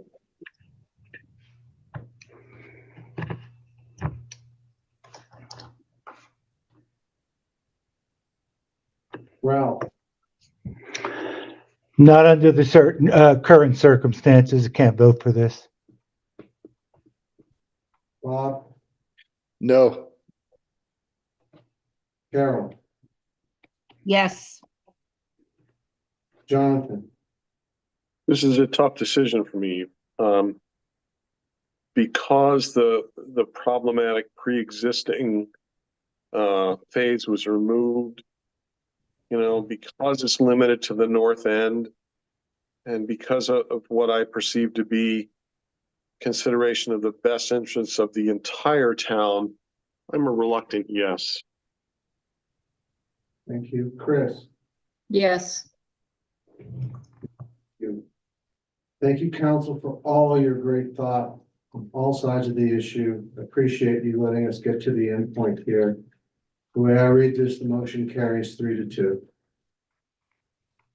Could I make a comment here? I'd just like to thank Nate Brockbank for being a developer in Hideout that supports our community. Thank you, Carol. Appreciate you putting that in the record. Here, here. I'd second. Can I say something here? I second that. I think Nate's a great developer. I just don't think this was the right approach post what we did. So Nate, I hope you take that in good stead, and I hope you continue to work with us in a fruitful way. Thanks. No, I just want to thank you. This is exactly how a government should be run. And I appreciate all the hard work and input, and like I say, I this is my main place that I develop is Hideout. And so I really, really appreciate it. All the hard work that went into this, and I won't let you down for sure. Thank you. So And thank you. Rob Sand, thanks for all your efforts on this. I know we've put you through the ringer multiple times and we appreciate it very much. Yep, no problem. Happy to help wherever I can. Okay. All right, that says we now are moving to committee updates. And we start with the planning commission, and Joel is still here, acting now, not as a resident, but as a planning commissioner. Good evening, Mayor, Council, Sheriff Rigby, town staff, residents. I'm Joel Pieper with Planning Commission, and my report will be brief. We did not have any new projects or current projects on the books last month, so there was not a meeting. Our next scheduled meeting is for this next Thursday, the 16th at 6 o'clock. We do have a few items on the agenda. One item is moving a driveway in Reflection Ridge, a request to have a driveway moved. And the other topic, which I was informed of, will be possibly or addressing a zoning ordinance about hot tubs, spas, and swimming pools. So that will be addressed at council, or excuse me, at planning commission next Thursday. Any questions? Great. It's not, thanks. Thank you. Joel. Appreciate it. Thanks for coming by. Sure. It's nice to have you Thanks for hanging out. hanging out with us. Yeah, Lucius thanks for Pat- staying so late.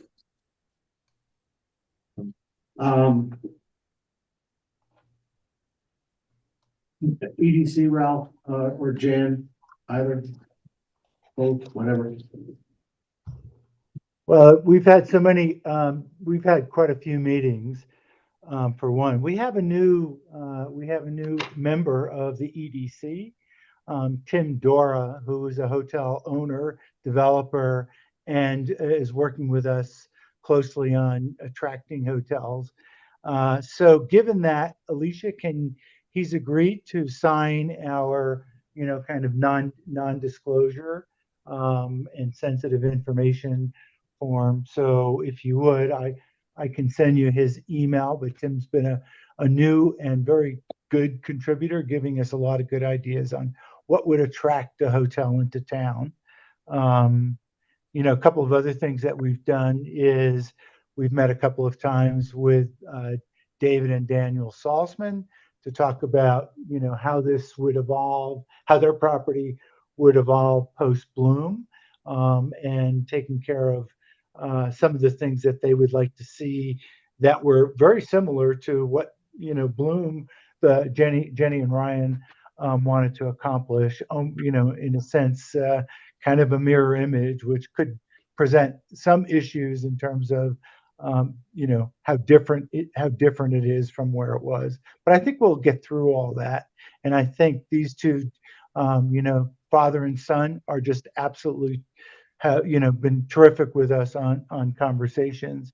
Couple of others, we met with Dave Cummings and conversations with the area around north, on the Jordanelle closer to Heber. We've had conversations in several other directions. So all of that adds up to the two areas that we continue to focus on developing is Ross Creek, and maybe the Bloom word isn't the right way to approach this. I would say the Salzman property and what the owners actually want to accomplish with us. So those to me are the areas that we should be looking at in terms of commercial and mixed use development. And, obviously, particularly with the Salzmans, it's very, very separated. So, if Jan's still on, I don't know if she left or not, but she can add whatever she'd like as well. I'm here.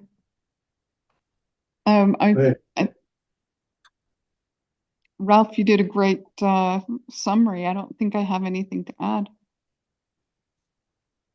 We have a lot more work to do, Jan, that's for sure. So, yeah, but we're glad we got Tim on board as well. I just want to add for the record that the Bloom project is dead. It is no longer a viable project in the town. The land belongs to the Salzman family. And we should think of it that way and speak of it that way going forward.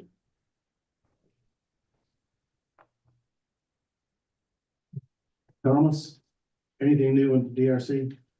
No, we're just starting to get some new projects in that we'll be reviewing, but nothing really over the past month. The only thing I would make note of is that we are coordinating with a couple of developers and developments to really look at landscaping. Some folks have had some concerns about some of the native grasses, the mixes, what can be done, how can that be supplemented, et cetera. So we're really going to start dig into that a little bit. No pun intended.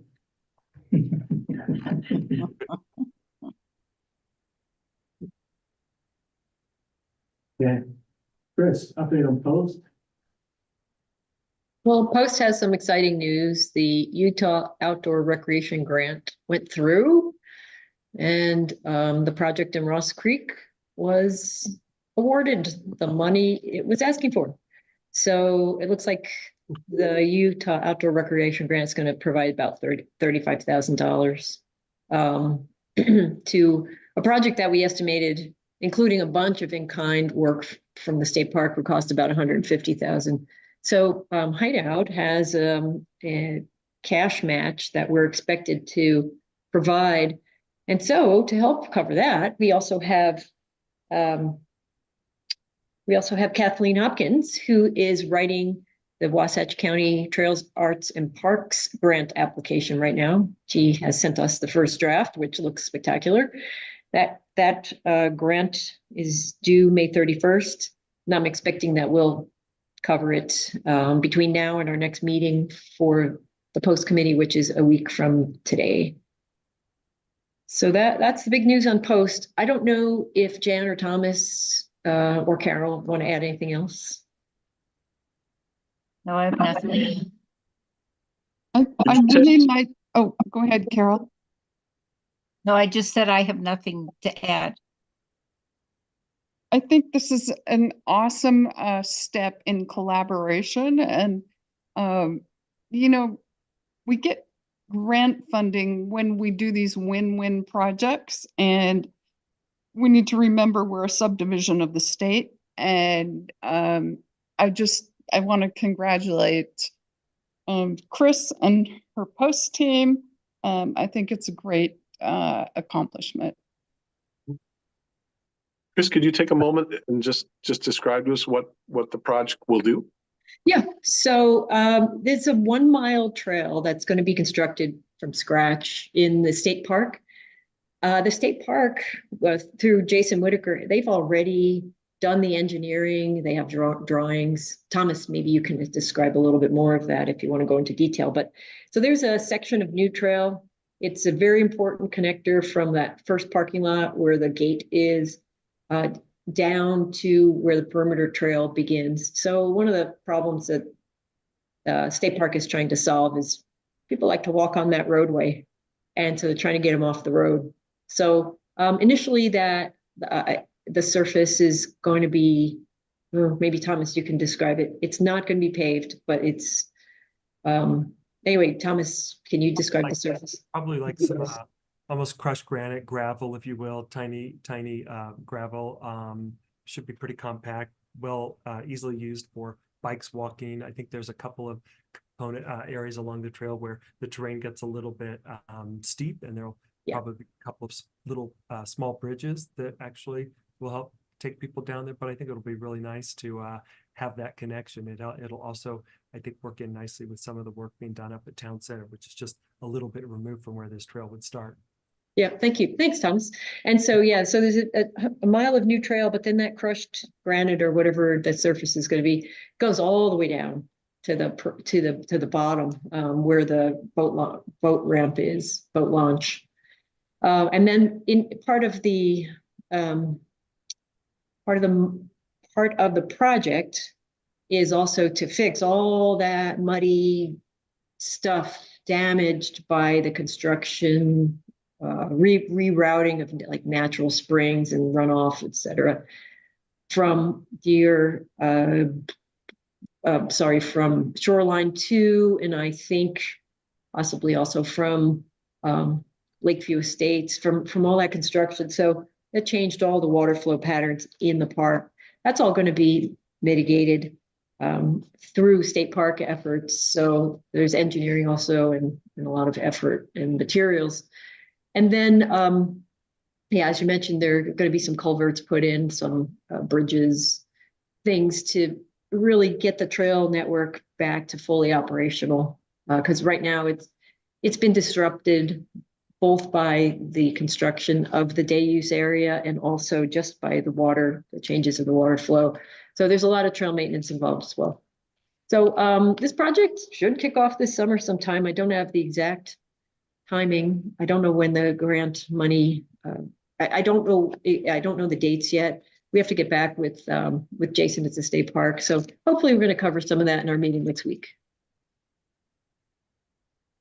Fantastic progress, Chris. Thanks for all your efforts on that team. That's great. Oh, well, thank you. It was a total team effort. Seriously, everybody. And Nancy O'Toole was spectacular being our grant writer. So now we have a grant writer. Yeah, but it was really everybody coming together. And Kathleen is going on to the next phase, which is trying to get us more money through the TAP, the TAP grant, so that it can help offset some of our cash obligation. That's going to be part of this part of this Utah Outdoor Recreation Award. So it could reduce what the town has to pay in cash. Fantastic. Okay. Carol, you up for transportation updates?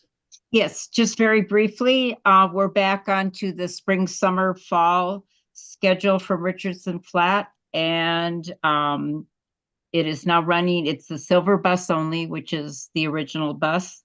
It runs every 40 minutes and it begins at 7:05 a.m. from Richardson Flat. No, I take that back. It begins at 6:45 a.m. It runs until 7:45 a.m. That would be the last bus. And then from Old Town Transit Center, it begins at 7:05 in the morning, and the last bus out of Old Town Transit Center is 7:25. So for those people that are going to Main Street, it doesn't run late in the evening. So they're not going to do that.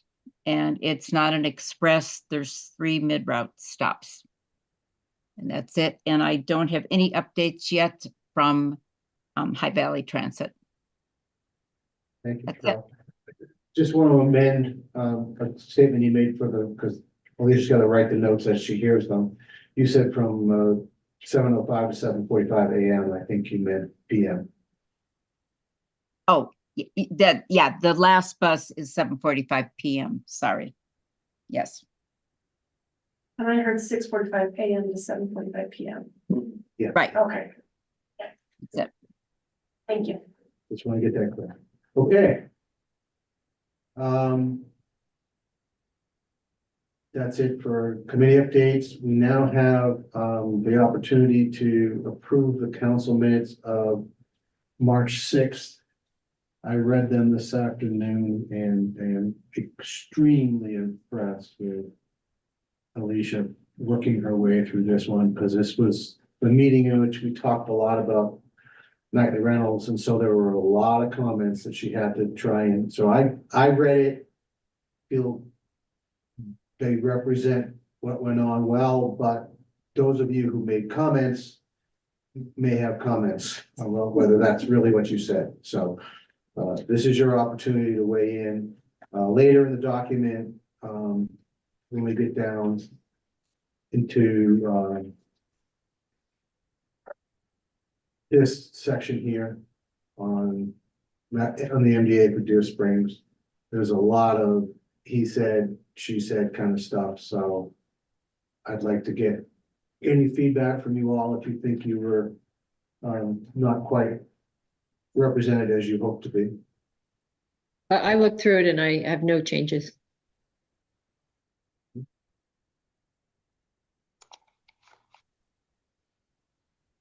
Anyone else?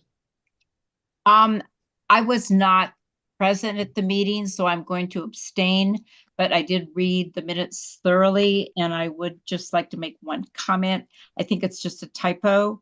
It's on page 2, line 40, and I think it should be the word an, A-N, instead of and, A-N-D. That was the only thing I caught.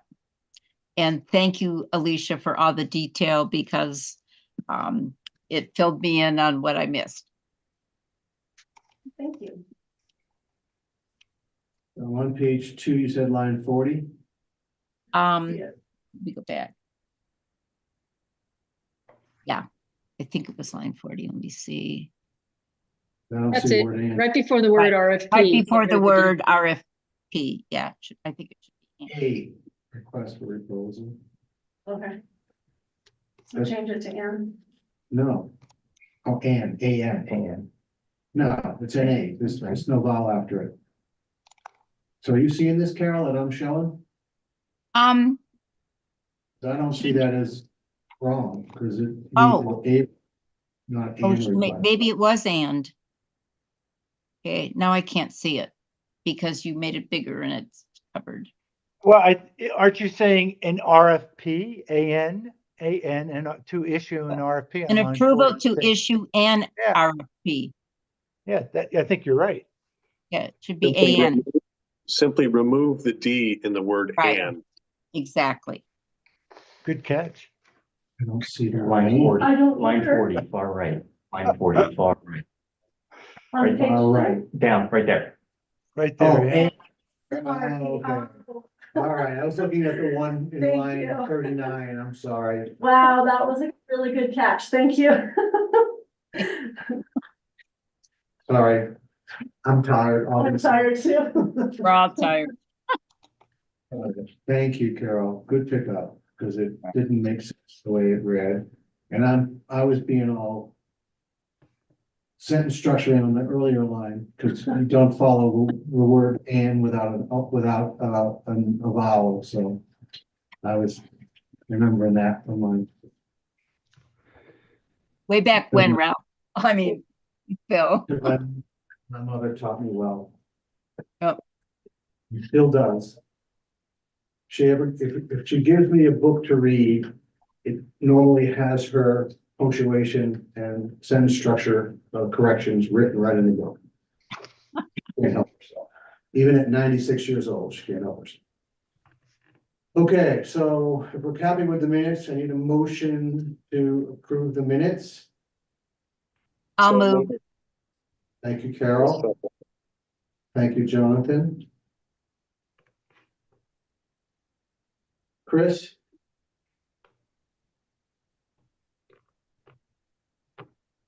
Chris, you okay for the minutes? You're muted, Chris. Or she walked away?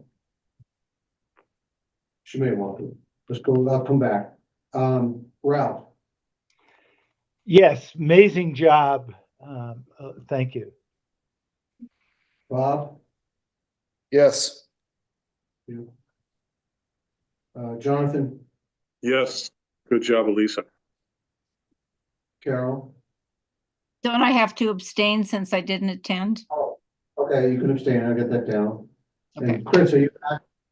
Yes, I'm back. Are you okay for approving the minutes? Yes. Okay, thank you.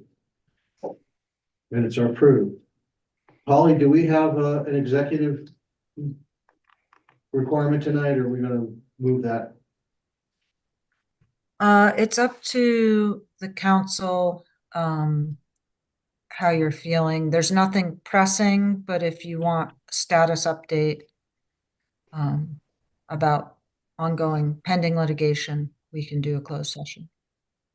So I am very tired, but I really would like to have a quick closed session for the status update, and then I mean, I would like to. I don't know how everybody else feels, but it's an hour past my bedtime, but that's okay. I can hang on a little longer.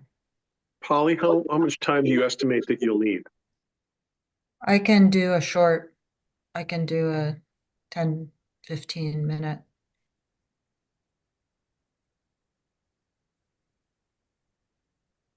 Okay, so I have one potential, I have one yes. I need to have a quorum to do this, so I need a few more yeses. I can hang on for 15 more minutes as well. So can I.